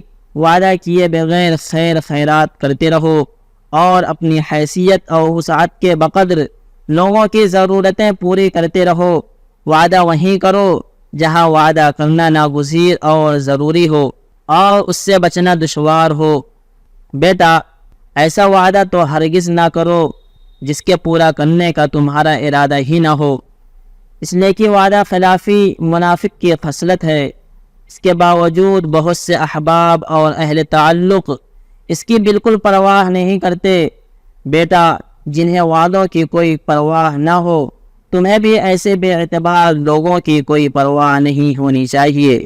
بیٹا، بے وفائی سے بہت دور رہو۔ بے وفائی اور دھوکہ بہت ہی بری اور گھٹیا خصلت ہے۔ مغرور کی طرف التفات نہ کرو۔ بیٹا، اکڑنے اور شیخی بگاڑنے والے مغرور مالداروں کو بار بار نگاہ اٹھا کر مت دیکھو، ورنہ تمہارے دل کی حالت بدل جائے گی، ذہن منتشر ہو جائے گا اور اپنے اندر ایسی نئی نئی ناگوار کیفیت محسوس کرو گے جس کا پہلے کبھی تمہیں تجربہ نہ ہوا ہوگا۔ نیز مغرور شخص جب تمہیں دیکھے گا کہ اس کے عالی شان محل کی خوبصورتی اور چمک دمک تمہیں دم بخود اور مدہوش کیے دیتی ہے تو اس کا دل اس محل میں اور اٹکے گا اور اس کی اکڑ مزید بڑھ جائے گی، اور جب تم اس کی خوبصورت کار کو آنکھیں پھاڑ پھاڑ کر دیکھو گے تو وہ اور پھولے نہیں سمائے گا اور مال کے گھمنڈ میں مزید سرکش ہو جائے گا۔ اور جب تم ان چیزوں کو خاطر میں ہی نہیں لاؤ گے اور دیکھ کر تیزی سے گزر جاؤ گے اور تمہارے پاس جو ہے اسی پر خوش رہو گے تو یقین رکھو کہ سعد کے رومال زیادہ بہتر اور زیادہ باقی رہنے والے ہیں، یعنی آخرت میں تمہیں جو بدلہ ملے گا وہ تمہارے حق میں زیادہ بہتر ہے۔ بیٹا، کسی متکبر اور گھمنڈی انسان کو دیکھو تو تمہیں اس پر ہمدردانہ رنج اور افسوس ہونا چاہیے، اور اگر موقع ہو تو تمہیں اس بات پر اللہ تعالیٰ کے حضور سجدہ شکر بجا لانا چاہیے یا شکر کی ادائیگی کے طور پر کچھ صدقہ و خیرات کرنا چاہیے کہ اس نے اپنے فضل سے تمہیں اس بدترین بیماری سے محفوظ رکھا اور اس جیسا نہیں بنایا۔ ایسے لوگ قابل قدر ہیں۔ بیٹا، بہت سے اہل خیر ایسے ہوں گے جن سے تمہیں بے پناہ عقیدت و محبت ہوگی، ان کے تئیں تمہارے دل میں جو پاکیزہ جذبات ہوں گے تمہاری زبان ان کے اظہار سے قاصر ہوگی۔ ان کی داد و دہش، خیر خیرات، مزاج کی نرمی، دل کی پاکیزگی اور ان کے چہرے کی تر و تازگی تمہیں بے حد متاثر کرتی ہوگی۔ ان کی نرم خوئی اور شرافت و پاکیزگی کی وجہ سے بسا اوقات تمہیں ایسا خیال ہوتا ہوگا کہ وقت آنے پر یہ لوگ اپنی جان و مال، آل و اولاد، حشم و خدم اور سواری و مکان تک دینے اور خرچ کرنے سے گریز نہیں کریں گے۔ میرے عزیز، ایسے پاکیزہ اور بھلے لوگوں سے اللہ کے واسطے محبت کرو، ان کے لیے خوب دعائیں کیا کرو اور ان کے پاس بیٹھو اور ان کا احترام ملحوظ رکھو، لیکن ان سے ہرگز کبھی کسی ضرورت کے لیے سوال نہ کرو، مومن کی تحقیر نہ کرو۔ بیٹا، کبھی اپنے کسی مسلمان بھائی کو حقارت کی نظر سے نہ دیکھو، خواہ اس کی حالت کیسی بھی ہو سکتا ہے وہ تم سے زیادہ پاک باطن اور پاک ضمیر ہو، بھلائیوں کے حاصل کرنے میں تم سے زیادہ تیزی دکھانے والا ہو، والدین کی اطاعت اور خدمت گزاری میں تم سے بڑھ کر ہو۔ ممکن ہے کہ اس کے پاس جو مال و دولت ہو وہ تمہارے پاس مال و دولت سے بہت کم ہو، لیکن پھر بھی وہ بندے خدا مالک کے دیے ہوئے پر خوش اور راضی ہو، وہ بات کا سچا اور معاملات کا پکا ہو، اس کا دل کینہ کپٹ سے خالی اور آئینے کی طرح صاف اور ہو سکتا ہے کہ اللہ تعالیٰ تم دونوں کے لیے جنت کا فیصلہ کرے تو جنت میں اس کا مقام تمہارے مقام سے بہت بلند ہو۔ اسلامی آداب کی قدر کرو۔ بیٹا، جب کسی کے پاس بیٹھ کر اس سے گھن ہونے لگے اور اس کے ہاتھ پاؤں کے بے ہنگم آگے کو بڑھے ہوئے یا نیچے کی جانب کو مڑے ہوئے نیلے پیلے ناخن اور ان کے نیچے بیٹھی ہوئی میل و گند کو دیکھ کر دل مالش کرنے لگے، تو پھر ایسے شخص کے بارے میں سمجھ لینا چاہیے کہ یہ لاپرواہ انسان ہے۔ اسے جب اپنی صحت کی فکر نہیں تو اسے دوسری چیزوں کی بھی فکر نہیں ہوگی، خواہ وہ چیزیں صحت سے اہم ہوں یا اتنی اہم نہ ہوں۔ ایسے لوگوں کو دیکھ کر تمہیں سبق لینا چاہیے اور اپنی صحت کی حفاظت کا اہتمام کرنا چاہیے، اور تمہارے اندر ان اسلامی آداب کو اپنانے کا جذبہ پیدا ہونا چاہیے جن میں صفائی ستھرائی، ناخن تراشنے، بالوں کو موڑنے، ان کو درست رکھنے یا اس انداز کے دوسرے احکام دیے گئے ہیں۔ پیارے رسول اللہ صلی اللہ علیہ وسلم کے سکھائے ہوئے آداب اور آپ کے بتائے ہوئے طریقوں سے اپنی زندگی کو سنوارو۔ کیا کہنے اس معلم و مربی کے جو مخلوق میں سب سے اعلیٰ و اشرف ہو، اور کیا کہنے اس خوش قسمت امتی کے جو اس عظیم معلم کی سیرت و کردار کو اپنے لیے اسوہ اور نمونہ بنائے۔ بیٹا، جو دینی تربیت ہم نے تمہیں دی ہے اس پر اللہ کا شکر ادا کیا کرو۔ ذرا گرد و پیش نظر اٹھا کر دیکھو، کوئی ایسا ملے گا جس کے لیے شراب پیے بغیر رات گزارنا مشکل ہے، کوئی ایسا نظر آئے گا جس کے یہاں ملازمت کوئی ڈھنگ کی ملازمت ہے ہی نہیں جب تک کہ وہ مرد و عورت کے مخلوط ماحول میں نہ ہو، اور کوئی ایسا بھی ملے گا جس کے نزدیک زندگی ہے ہی نہیں جب تک کہ دوسروں پر عرصہ حیات تنگ نہ کر دیا جائے۔ ان کا نظریہ ہے جینا ہے تو پھر دہر میں کوہرام مچا دو۔ مہمانی کا ادب۔ بیٹا، جب کسی کے مکان میں داخل ہو تو داخل ہونے کے وقت ایک سرسری نظر مکان اور اس کے ساز و سامان پر ڈال لو، اور بار بار ادھر ادھر نظریں اٹھا کر اس طرح مت دیکھو کہ یوں محسوس ہو جیسے تم نے نہ تو کبھی کوئی مکان دیکھا ہے، نہ ساز و سامان، نہ کبھی کسی گھر کے مکینوں کو دیکھا ہے، اور نہ مہمانوں سے کبھی واسطہ پڑا ہے۔ اور جب کام ہو جائے تو وقار کے ساتھ سلام کر کے مسکراتے ہوئے وہاں سے رخصت ہو جاؤ، نکلتے ہوئے نگاہیں نیچی اور سامنے رکھو تاکہ نظر کسی ایسی جگہ نہ پڑے جو میزبان کے لیے باعث ناگواری ہو۔ میزبان نے تمہارا اعزاز و اکرام کیا ہے، خاطر مدارات کی ہے، لہذا مکان کے احاطے سے باہر آنے کے بعد میزبان یا اس کے اہل خانہ کے کسی عیب یا ان کے گھر کے کسی ناقابل ذکر چیز کا ہرگز کسی سے کوئی تذکرہ نہ کرو، یہ بات کسی طرح بھی مناسب نہیں۔ بیٹا، جب لوگوں کے ساتھ کھانا کھانے کا اتفاق ہو تو نہ تو کھانا کھانے کے لیے جلدی مچاؤ اور نہ کھانا جلدی جلدی کھاؤ۔ اسی طرح کھانا کھاتے ہوئے زبان باہر نہ نکالو، نہ دوسرے کے لقمے گنو اور نہ کھانے پر ایسا ٹوٹ پڑو کہ دوسروں کے سامنے کی بھی چیزیں سمیٹ کر چٹ کر جاؤ۔ منہ میں لقمہ لے کر نہ بولو، خوب شکم سیر ہو کر نہ کھاؤ، بلکہ کچھ گنجائش باقی رکھو، ہو سکتا ہے کھانے کے بعد جوس یا پھل فروٹ بھی آئے۔ دسترخوان پر اتنی دیر تک نہ کھاؤ کہ اور لوگ تو پہلے اٹھ جائیں اور تم سب سے آخر میں اٹھو۔ منہ کی صفائی اور دانتوں کا خیال کرتے ہوئے چہرہ ڈھک لو، اور کھانے سے جب فارغ ہو چکو تو پھر اب دیر تک وہاں مت بیٹھو۔ بیٹا، اس زمانے میں ایک دوسرے کے گھر لوگوں کا آنا جانا زیادہ تر رات میں ہو رہا ہے، حالانکہ رسول اللہ صلی اللہ علیہ وسلم اس بات سے پناہ مانگا کرتے تھے کہ رات میں کوئی آپ کے مکان پر آ کر دستک دے، مگر یہ کہ اس کی آمد کسی خیر کا باعث ہو۔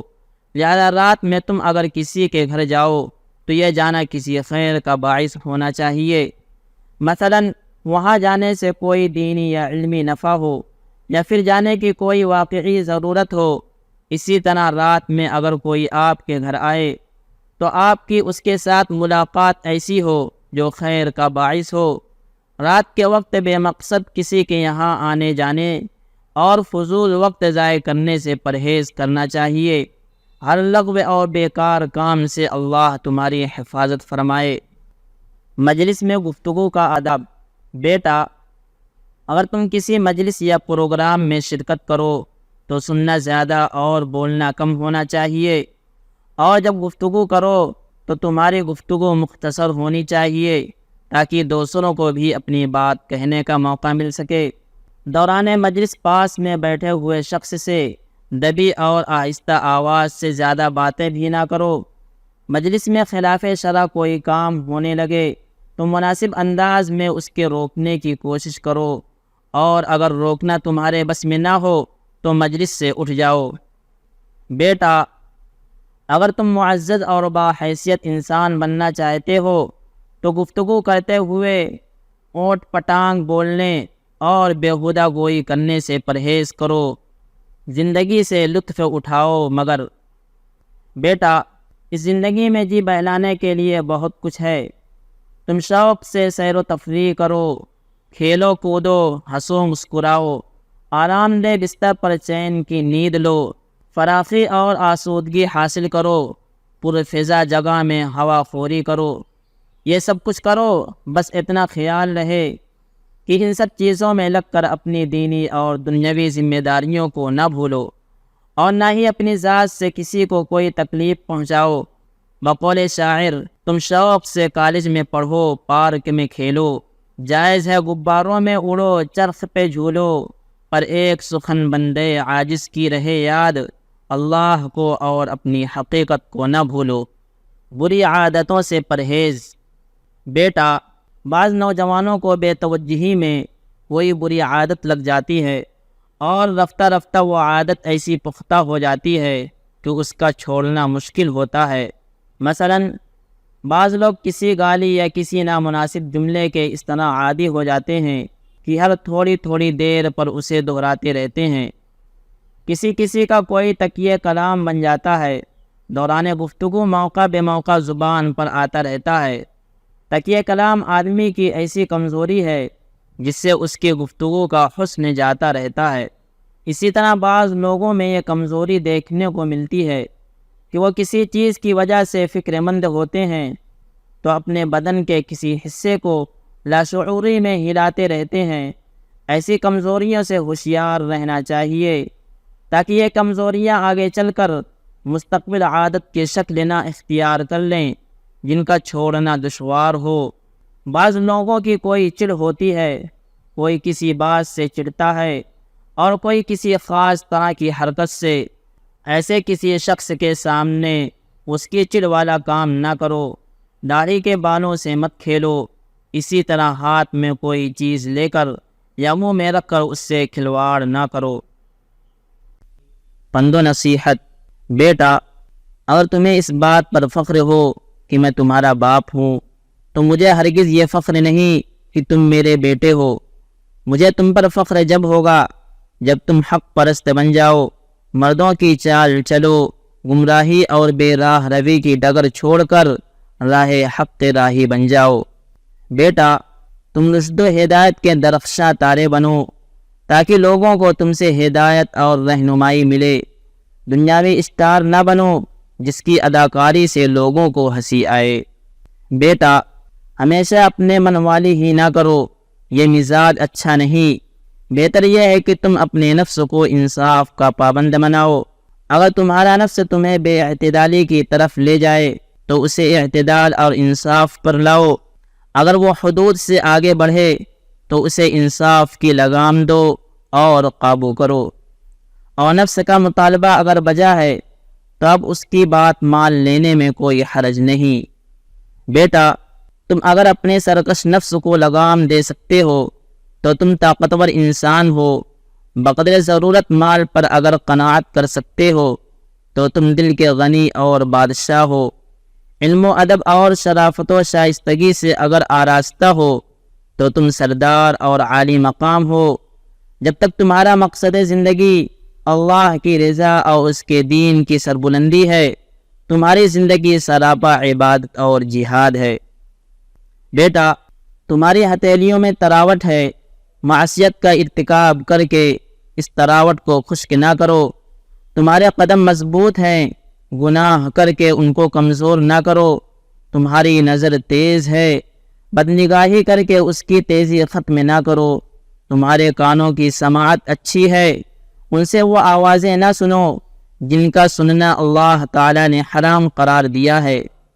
اپنے حواس، آنکھ، ناک، کان، زبان اور ہاتھ پاؤں کو ایسی چیزوں میں استعمال نہ کرو جو تمہارے لیے نقصان دہ ہیں، آخر ان چیزوں کا بھی آخرت میں حساب دینا ہے۔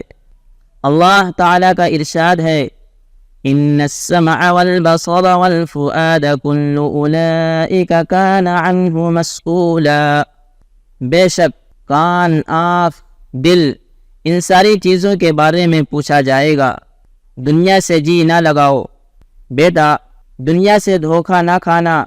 بہت سے لوگ اس دنیا سے دھوکے میں مبتلا رہے، بالآخر یہاں سے ایک دن کوچ کر گئے اور سوائے نقصان کے کچھ بھی ہاتھ نہ لگا۔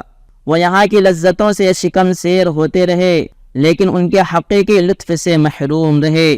بڑے بڑے محلات تعمیر کیے، خزانے جمع کیے اور لمبی لمبی آرزوئیں پالی، لیکن زندگی نے وفا نہ کی اور جلد راہی ملک عدم ہو گئے۔ بیٹا، دنیا اور دنیا کے خمیر میں ویرانی ہے۔ یہاں کوئی چیز نہ ہمیشہ رہی ہے نہ سدا رہنے والی ہے، لہذا دنیا سے منہ موڑ کر سدا رہنے والی زندگی اور ہمیشہ باقی رہنے والے گھر کے لیے کام کرو۔ وہاں کی بھلائی حاصل کرنے کے لیے ہمہ وقت سرگرم عمل رہو۔ بیٹا، دنیا تو انسان سے خود ہی چمٹی ہوتی ہے، لہذا انسان کو اس سے چمٹنا نہیں چاہیے، اس سے دوری اختیار کرو، اور اگر اس سلسلے میں اپنے نفس سے لڑائی کرنی پڑے تو اس سے لڑائی کرو۔ اس کوشش کے باوجود بھی یہ دنیا کسی نہ کسی راہ سے تمہیں پا ہی لے گی۔ اس سے پہلے کہ اس دنیا کے شرارے تم سے لپٹ کر تمہیں جلا ڈالیں، تم اس سے حفاظت کا سامان اختیار کرنے میں جلدی کرو۔ بیٹا، جو شخص دنیا میں عیش و آرام میں لگ جاتا ہے وہ دنیا ہی کا ہو کر رہ جاتا ہے، لہذا کام میں لگو، محنت اور جفا کشی کرو، سستی کاہلی اور کمزوری کا شکار مت ہو، اور باطل سے ہوشیار اور چوکنا رہو، ورنہ باطل تمہیں مغلوب کر دے گا۔ بیٹا، دنیا میں ہر طرف حرام ہی حرام زیادہ ہے، تم یہاں کی صرف حلال چیزوں کو ہی حاصل کرو، یہاں ہر سو شر ہی شر ہے، تم خیر کے حصول میں اوروں سے آگے بڑھنے کی کوشش کرو، یہاں ہر سمت معصیت ہی کا چلن ہے، تم طاعت فرما برداری کو اپنا شیوا بناؤ۔ بیٹا، جو آدمی دنیا میں حلال کا طالب ہوتا ہے حلال اسے مل جاتا ہے، اور بسا اوقات اتنا ملتا ہے جو اس کی ضرورت سے بھی زائد ہوتا ہے۔ اسی طرح حرام کے طالب کو حرام بھی مل جاتا ہے اور بسا اوقات اتنا ملتا ہے جو ضرورت سے بہت زیادہ ہوتا ہے۔ زندگی کی ضروریات کو پورا کرنے کے لیے اگر حرام طریقے ہیں جن میں آدمی کے لیے طرح طرح کے نقصانات پوشیدہ ہیں، تو ان کے حلال متبادل بھی موجود ہیں جو آدمی کے حق میں دینی اور دنیاوی ہر اعتبار سے بہتر ہیں۔ اس دنیا میں حلال کے طالب بھی ہیں اور حرام کے بھی چاہنے والے ہیں۔ زندگی سراپا امتحان ہے، احتیاط سے زندگی گزارنے والا ہی اس امتحان میں کامیاب اور سرخرو ہو سکتا ہے۔ زندگی کی گمراہیوں سے اللہ تعالی ہم سب کی حفاظت فرمائے۔ غموں کا علاج۔ بیٹا، زندگی میں بعض لمحے ایسے بھی آتے ہیں جس میں آدمی پر رنج و غم اور مصائب و آلام کا وہ ہجوم ہوتا ہے کہ دنیا اس کی نظروں میں تاریک ہو جاتی ہے اور مشکل سے نکلنے کی کوئی صورت نظر نہیں آتی۔ ایسے میں آدمی یا تو مایوس ہو کر بیٹھ جاتا ہے یا پھر نکلنے کی کوئی ایسی راہ اختیار کرتا ہے جس میں اللہ کی ناراضگی ہوتی ہے۔ خبردار میرے عزیز، خبردار، نہ مایوسی کو قریب آنے دو اور نہ کوئی ایسا کام کرنا جس سے اللہ ناراض ہو، اس لیے کہ مایوسی وہ خاموش زہر ہے جو آہستہ آہستہ انسان کو موت کی نیند سلا دیتی ہے، اور اللہ کی ناراضگی مول لینا بڑی خطرناک بات ہے۔ جس کے دل میں اللہ کی عظمت کا احساس زندہ ہو اسے ایسے کام کی ہمت نہیں ہو سکتی۔ پیارے، ایسی مشکل گھڑی میں کرنا یہ ہے کہ بس اللہ کے سامنے پڑ جانا ہے، اسی کے سامنے رونا اور گڑ گڑانا ہے، ندامت کے آنسو بہانا ہے اور توبہ کر کے اس کو منانا ہے، اس لیے کہ حالات اسی کی طرف سے آتے ہیں، لہذا ان سے پناہ اور نجات بھی صرف اسی کے پاس مل سکتی ہے۔ وہی غموں کو دور کرتا ہے، دکھوں سے نجات دیتا ہے، دلوں کی فریاد سنتا ہے اور لوگوں کی بگڑی بناتا ہے۔ بیٹا، ایک غم بسا اوقات دوسرے غموں کا سبب بن جاتا ہے، لہذا سبھی غموں کو سنجیدگی سے نہ لیا کرو، کچھ پر توجہ دو اور کچھ سے نظریں بچا کر آگے بڑھ جایا کرو۔ غموں کی وجہ سے اپنی سرگرمیوں کو ختم نہ کرو، نہ تنہائی اور کنارہ کشی اختیار کرو اور نہ ہی اپنی ذمہ داریوں کی ادائیگی میں سستی برتو۔ اللہ سے ڈرتے رہو اور صبر کرو اور امید رکھو کہ انشاءاللہ ایک نہ ایک دن اللہ کے حکم سے غموں کے بادل چھٹیں گے اور تمہاری پریشانیاں آسانیوں سے بدلیں گی۔ ظلم اور ظالم دونوں سے دور رہو۔ بیٹا، اگر تمہیں کبھی یاد آئے کہ تم نے کسی پر ظلم کر کے اس کا حق مارا ہے تو سارے کام دھندے چھوڑ دو، پہلے اس کا حق لوٹانے کی فکر کرو، اس لیے کہ کہیں اگر اس نے تمہارے حق میں بد دعا کر دی تو پھر زندگی تمہارے لیے وبال بن جائے گی۔ کبھی تم پریشان ہوگے، کبھی بیوی بچے پریشان ہوں گے، کبھی مال اور کاروبار پر آفت آئے گی اور کسی چیز سے فائدہ نہ اٹھا سکو گے، نہ صحت سے، نہ مال سے اور نہ ہی آل و اولاد سے۔ مظلوم کی فریاد سیدھے اللہ تک پہنچتی ہے اور کبھی رد نہیں ہوتی۔ بیٹا، بدلہ لینے میں کسی پر ظلم نہ کرو، پہلے اس نے تم پر زیادتی کی تھی، اب اگر بدلہ لینے میں تم نے زیادتی کر دی تو زیادتی کا وبال اب تم پر ہوگا۔ بیٹا، جو شخص ظلم کا عادی ہو جاتا ہے وہ ذلت کی موت مرتا ہے اور قیامت میں بھی اسے رسوائیوں کا سامنا ہونا ہے۔ یہ ظلم کل اندھیروں کی شکل میں اس کے سامنے آئے گا۔ بیٹا، نہ کسی ظالم کے لیے سایہ بنو اور نہ کسی ظالم کے سائے میں بیٹھو، یعنی نہ تو اس کے لیے سہارا بنو اور نہ ہی اس کا سہارا لو۔ بیٹا، اگر ظالم سے تم نے کنارہ کشی اختیار کی اور اس سے ناراض ہو کر اس نے تمہارے لیے کوئی دروازہ بند کر دیا تو گھبرانے کی ضرورت نہیں، وہ ایک دروازہ بند کرے گا اور اللہ تعالیٰ تمہارے لیے دوسرے کئی دروازے کھول دے گا۔ بیٹا، کسی ظالم سے لگاؤ نہ رکھو ورنہ دوزخ کی آگ میں جلنا ہوگا، اور اس کے رویے سے رضامندی کا اظہار نہ کرو ورنہ اللہ تم سے ناراض ہو جائے گا، اور اس کے سائے سے بھی فائدہ نہ اٹھاؤ ورنہ گناہ میں تم بھی اس کے شریک قرار پاؤ گے۔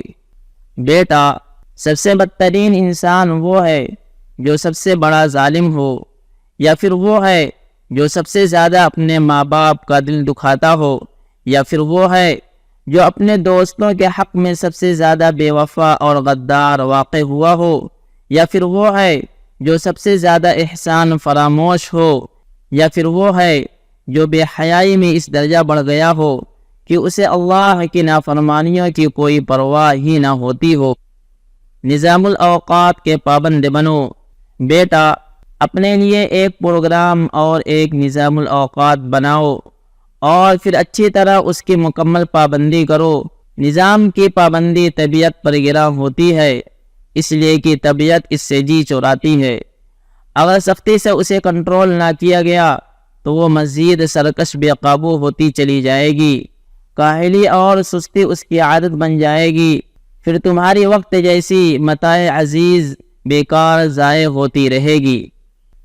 بیٹا، تم نے اپنی زندگی کے لیے جو پروگرام ترتیب دیا ہے اس میں کچھ وقت ایسا بھی ہونا چاہیے جس میں تم تنہائی میں بیٹھ کر درپیش مسائل پر گہرائی اور سنجیدگی سے غور کر کے ان مسائل کی تہہ تک پہنچ سکو۔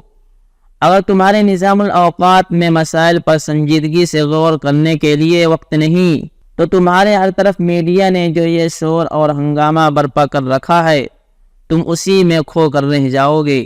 میڈیا کے ہنگاموں اور پروپیگنڈوں سے آدمی بسا اوقات ایسا گمراہ ہوتا ہے اور اس طرح حیران و پریشان ہوتا ہے کہ اسے کچھ سمجھ میں ہی نہیں آتا کہ کہاں جائے اور کیا کرے۔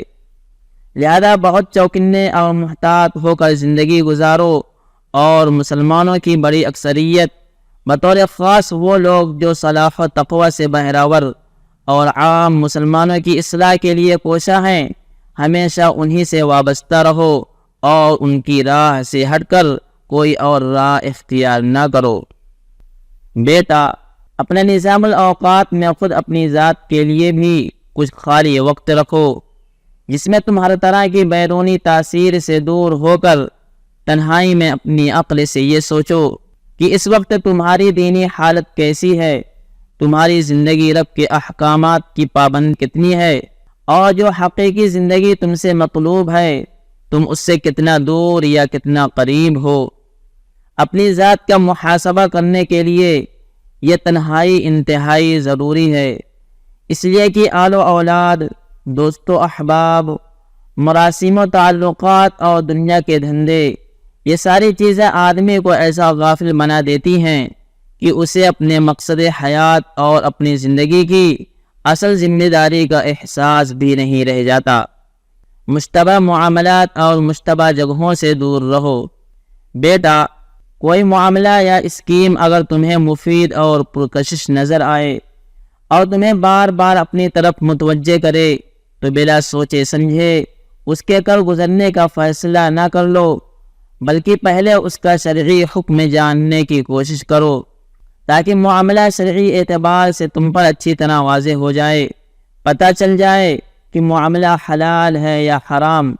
اگر معاملہ میں تفصیل ہے، مثلا یہ کہ کچھ شرطوں کی رعایت کے ساتھ معاملہ جائز ہے اور ان کے بغیر ناجائز، یا معاملہ کی کچھ صورتیں شرعی اعتبار سے درست ہیں اور کچھ نادرست ہیں، تو اس تفصیل کا تمہیں علم ہونا چاہیے۔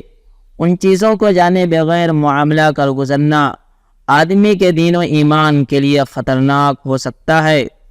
جن اسکیموں میں آدمی کے لیے کشش کا سامان موجود ہو وہاں آدمی کو اپنے نفس سے بہت ہوشیار رہنا چاہیے، اس لیے کہ ایسے معاملات میں عموماً حظ نفس کا بہت دخل ہوتا ہے۔ آدمی غیر شعوری طور پر نفس کے بہکاوے میں آ کر خواہشات سے مغلوب ہو جاتا ہے اور غیر شرعی اقدام کر بیٹھتا ہے۔ بیٹا، اگر تمہارے سامنے کوئی پھندا ہو تو کیا تم اس پھندے میں کود پڑو گے؟ اگر تم کو اس پھندے سے بچ نکلنے کی قدرت ہوگی جب بھی نہیں کودو گے۔ اسی طرح شبہے اور تہمت کی جگہوں میں بھی بے سوچے سمجھے مت گھس جایا کرو، خواہ تمہیں یقین ہو کہ تم ایسی جگہوں میں جا کر حرام میں مبتلا نہیں ہوگے، اس لیے کہ وہاں جا کر تم نے اگر بد نظری کر لی یا حرام مصافحہ کر لیا یا کوئی اور غلط قدم اٹھا لیا، تم نے پہلی مرتبہ صرف اگر اتنا ہی کر لیا تو شیطان کی نظروں میں یہ بھی بہت ہوگا اور اس کو بھی وہ اپنی بڑی کامیابی سمجھے گا۔ میری زندگی سے سبق لو۔ بیٹا، میں نے زندگی کی تلخیاں بہت چکھی ہیں، ناز و نعمت کے مزے کم اٹھائے ہیں۔ اس کا فائدہ یہ ہوا کہ مجھے جب فراوانی ملی تو نہ تو میں کسی خوش فہمی میں مبتلا ہوا، نہ مجھ میں عقل پیدا ہوئی اور نہ میں نے لمبے لمبے خواب دیکھنے شروع کیے۔ زندگی کی تلخیوں سے میں کبھی مایوس نہیں ہوا اور زندگی کے دکھوں سے میں نے کبھی ہمت نہیں ہاری، بلکہ یہ چیزیں میرے لیے آخرت کی سدا باقی رہنے والی زندگی سے قرب اور دنیا کی فانی زندگی سے دوری کا محرک بنتی چلی گئی۔ میری اس زندگی سے تم بھی سبق لو اور اس سے عبرت حاصل کرو۔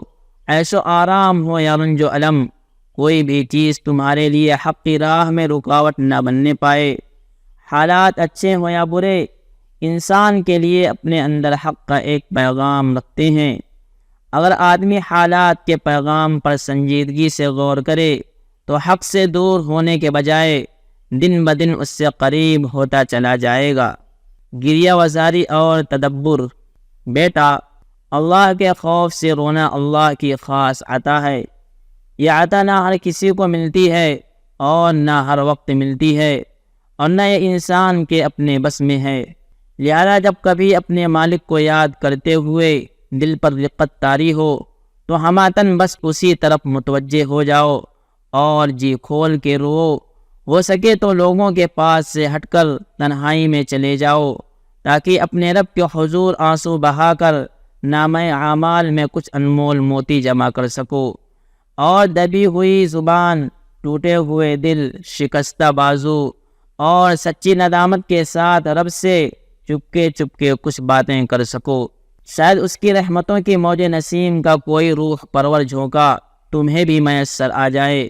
پیارے، اس کی رحمت کا جھونکا جسے پہنچ گیا اس کا تو بیڑا پار لگ گیا۔ بیٹا، اطراف عالم کی سیر کرو اور سینے گیتی پر چل پھر کر اللہ کے انعامات اور اس کی قدرت کے عجائبات کے تماشے دیکھو۔ علم طبعیات یعنی فزیکل سائنس کو پڑھو، اس میں تمہارے ذہن کو غور و فکر کے لیے وسیع میدان ملیں گے۔ تم نے کائنات میں پھیلی ہوئی اللہ تعالیٰ کی مخلوقات میں سے جن کو دیکھا یا جن کے بارے میں سنا یا پڑھا، جب تم کبھی گہرائی سے ان میں غور و فکر کرو اور تمہاری نگاہوں کے سامنے اللہ کی قدرت کے عجائبات سے پردے اٹھنے لگیں اور تمہاری عقل اللہ کی صناعی اور کرشمہ سازی کے حیرت انگیز مناظر کو دیکھ کر دم بخود رہ جائے، تو ایک سچے مومن کی زبان سے کہو، ربنا ما خلقت هذا باطلا سبحانك فقنا عذاب النار۔ اے ہمارے رب، آپ نے یہ سب کچھ بے مقصد پیدا نہیں کیا، آپ ایسے فضول کام سے پاک ہیں، پس ہمیں دوزخ کے عذاب سے بچا لیجئے۔ اللہ تعالیٰ نے اس کائنات کو جو پیدا کیا ہے اس کے پیچھے بڑی بڑی حکمتیں کار فرما ہیں۔ یہ سارا جہان اللہ کے وجود، اس کی حکمت و قدرت اور عظمت کی دلیل ہے۔ اس کائنات کا ذرہ ذرہ بتاتا ہے کہ کائنات اور کائنات کی ساری چیزیں اللہ کے قہر و جلال کے آگے سرنگوں ہیں۔ کسی میں مجال نہیں کہ اس کے بنائے ہوئے نظام سے بال برابر بھی انحراف کر سکے۔ بیٹا، اللہ کی مخلوقات میں غور و فکر کرنے سے بندے پر علم و حکمت کے دروازے کھلتے ہیں، اس کو ایک خاص طرح کی قلبی مسرت اور روحانی انس نصیب ہوتا ہے۔ اللہ اور اللہ کے دین پر اس کا ایمان و یقین بڑھتا چلا جاتا ہے۔ یہ مشغلہ بہترین مشغلہ ہے، اس کو اپنی زندگی کا محبوب مشغلہ بناؤ۔ جس مشغلے سے تمہیں روحانی خوشی حاصل ہو اور ساتھ ہی اس میں تمہارے دین و دنیا کا بھی فائدہ ہو، اس میں تو بس خیر ہی خیر ہے۔ وسوسہ اور فکری انتشار۔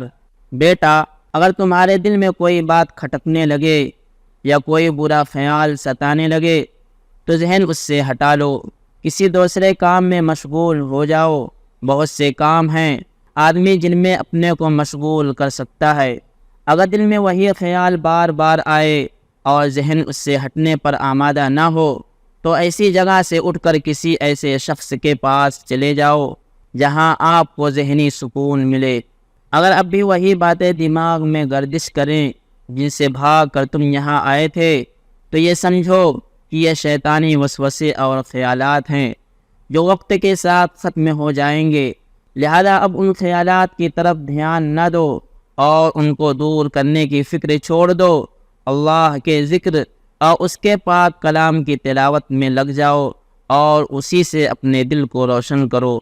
بیٹا، بسا اوقات کام کو روک کر کچھ وقت راحت و آرام میں گزار لینا کام میں لگے رہنے سے بہتر ہوتا ہے۔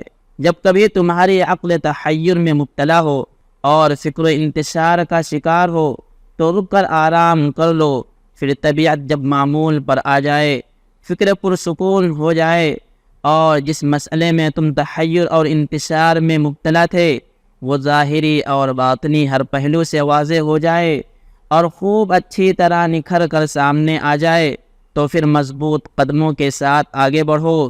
دوران سفر کبھی چند قدم پیچھے بھی آنا پڑ سکتا ہے، ایسی صورت میں پیچھے لوٹ کر دوبارہ پھر سفر کا آغاز کرو۔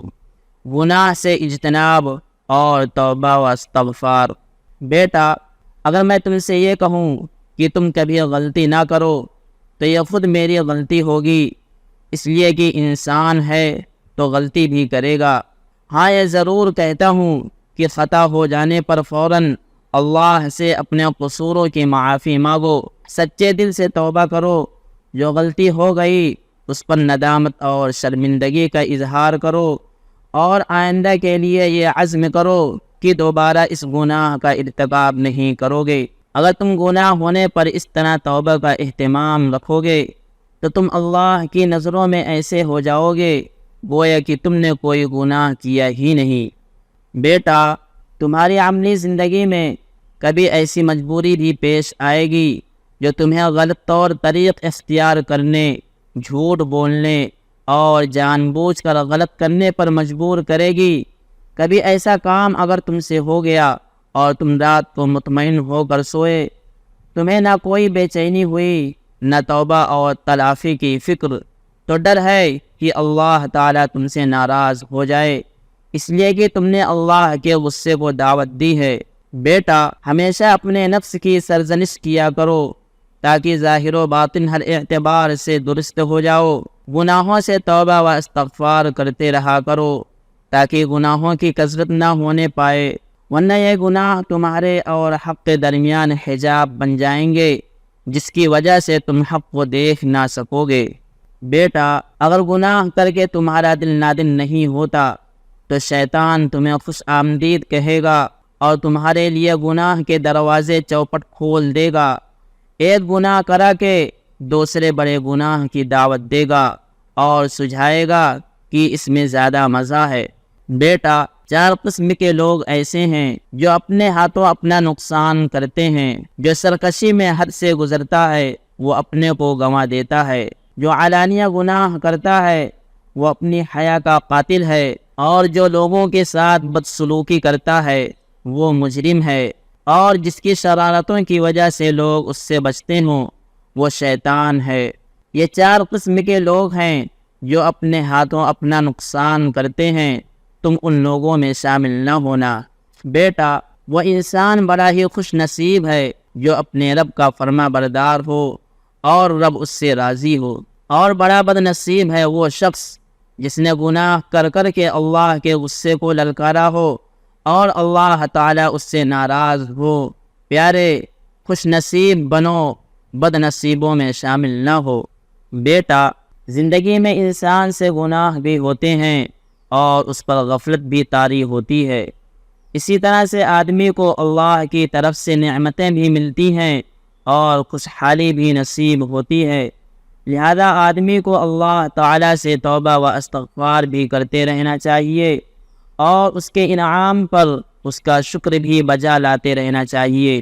بیٹا، گناہ کرنے والا اگر خود اپنے گناہ کو چھپاتا ہے اور نہیں چاہتا کہ لوگوں کو اس کی برائیاں معلوم ہو تو تم بھی ایسوں کی برائیوں کو چھپایا کرو، ہرگز کسی کے سامنے اس کے عیبوں کا اظہار نہ کرو، اور اگر تم ایسے شخص کو گناہ سے متنفر اور نادم پاؤ تو سمجھ لو کہ یہ شخص اب گناہ چھوڑ رہا ہے، اور جو بے پرواہی اور دھڑلے سے گناہ کرتا ہو اس سے خود بھی دور رہو، اور جو اس کی برائیوں سے ناواقف ہو انہیں بھی اس کی برائیوں سے آگاہ کر کے اس سے دور رہنے کی تاکید کرو، مگر برائیوں سے آگاہ کرنے میں انداز بہت ہی مناسب ہونا چاہیے، کوئی ایسا انداز ہرگز نہ اپناؤ جو موجب فتنہ ہو۔ باطل سے وحشت۔ بیٹا، حرص و باطل کی کثرت اور اس کی گھٹا توپ تاریکیاں تمہارے لیے حجاب نہ بن جائیں کہ تم حق کو دیکھ ہی نہ سکو۔ مومن کے دل میں ایمان کا نور ہوتا ہے جس کی وجہ سے وہ تاریکیوں کے پردوں کی اوٹ سے بھی حق کو دیکھ لیتا ہے۔ باطل سے تمہیں وحشت ہونی چاہیے، اس سے انسیت ہرگز نہ پیدا کرو، اس لیے کہ جسے باطل سے انسیت پیدا ہو گئی اس کا شمار بھی اہل باطل میں ہے، اور یہ معاصی اور منکرات یعنی گناہ کے کام اور برائیاں جو سڑکوں، راستوں، اخباروں، میڈیا اور سوشل میڈیا پر صبح شام روزانہ دیکھنے کو ملتے ہیں، اور آدمی بار بار دیکھنے کی وجہ سے اپنی روزمرہ کی زندگی میں اس کا عادی ہو چکا ہے۔ مومن کے لیے ان برائیوں سے دور رہنا بے حد ضروری ہے، اور ان میں ملوث ہوئے بغیر آگے بڑھ جانا ہی دانش مندی ہے۔ اسلام کی مخالفت سنگین۔ بیٹا، تم نے اگر اسلامی احکام کی مخالفت کا سلسلہ شروع کر دیا تو یوں سمجھو کہ تم نے عفت معابی، پاک بازی، بلند کرداری اور شرافت نفسی کی ساری خوبیوں کے خلاف محاذ کھول دیا۔ اگر یہی سلسلہ تمہارے دوست و احباب اور مختلف میدانوں میں کام کرنے والے سماج کے دوسرے طبقوں کی طرف سے بھی چل پڑے تو پھر سمجھ لینا چاہیے کہ اب معاشرے سے شرافت کا دیوالیہ نکل رہا ہے، حسن اخلاق اور بلندی کردار کی بساط الٹ رہی ہے، نفس پرستی اور خواہشات کی پیروی کا غلبہ ہو رہا ہے، اور ہر طرف شیطان کی حکمرانی عام ہو رہی ہے۔ اب یہ معاشرہ پوری طرح بگاڑ کی لپیٹ میں آئے گا، پھر اس معاشرے پر اللہ کا غضب کب نازل ہو جائے کچھ خبر نہیں۔ خبردار اے جانے پیدر، خبردار، اللہ کے غصے کو دعوت نہ دینا، محتاط اور ہوشیار رہ کر زندگی گزارنا، اللہ کو مت بھولو۔ بیٹا، سینکڑوں کے بیچ تم اپنے بھائی کو پہچان لیتے ہو، اگر بجائے چہرے کے اس کی پشت تمہارے سامنے ہو تب بھی پہچان لیتے ہو، اسی طرح تمہارا بھائی بھی تمہیں ہزاروں کی بھیڑ میں پہچان لیتا ہے۔ ایسا کیوں؟ اس لیے کہ پہلے سے دونوں ایک دوسرے سے اچھی طرح واقف ہو۔ ایسے ہی تم جب اللہ تعالیٰ کی اطاعت و بندگی کرتے رہو گے تو اللہ کے یہاں تمہارا شمار مومن اور اطاعت گزار بندوں میں ہو جائے گا، پھر اللہ کبھی تمہیں ضائع نہیں ہونے دے گا، اور ساری مخلوق کے بیچ سے پہچان کر تمہیں الگ کر لے گا۔ شفا اللہ کے ہاتھ میں ہے۔ بیٹا، کبھی بیمار ہو جاؤ تو شفا کے لیے سب سے پہلے اللہ کی طرف رجوع کرو، اصل شفا دینے والا وہی ہے، ڈاکٹر اور دوائیں تو اسباب ہیں، اللہ چاہے تو ان اسباب میں شفا ڈال دے اور نہ چاہے تو سب بیکار۔ ڈاکٹر شفا دے سکتا ہے نہ دوائیاں، یہی راز ہے کہ بہت سے مریض ایک ہی بیماری میں مبتلا ہوتے ہیں، لیکن ایک کو جس علاج سے شفا ہوتی ہے دوسرے کو اسی علاج سے کوئی فائدہ نہیں ہوتا، لہذا اپنے دل کو ہر وقت اللہ سے جوڑے رکھو، علاج شروع کرنے سے پہلے بھی اور علاج شروع کرنے کے بعد بھی۔ سبحان ربک رب العزت عما یصفون وسلام علی المرسلین والحمد للہ رب العالمین۔